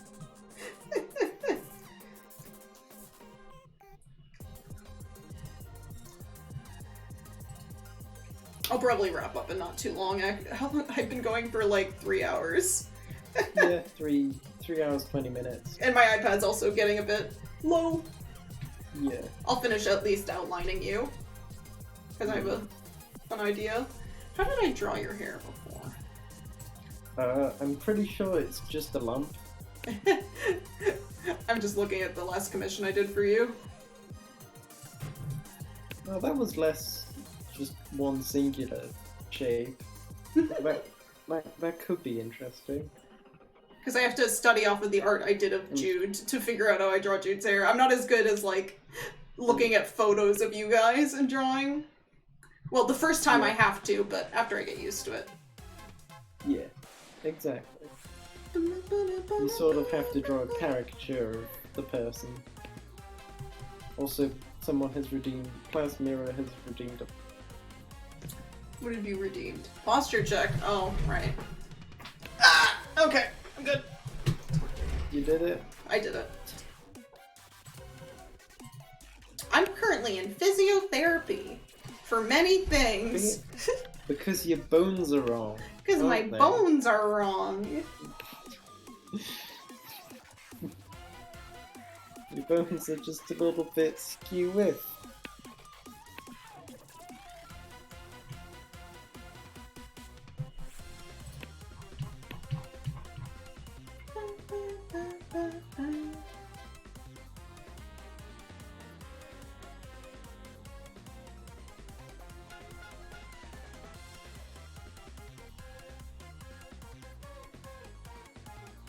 There it is.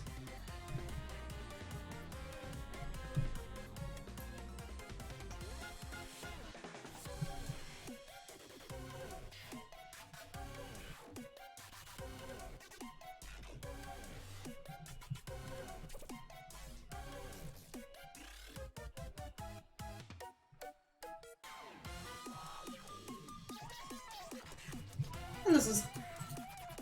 Lucas doesn't have any interesting hair, so this is pretty much perfectly Me fine. either.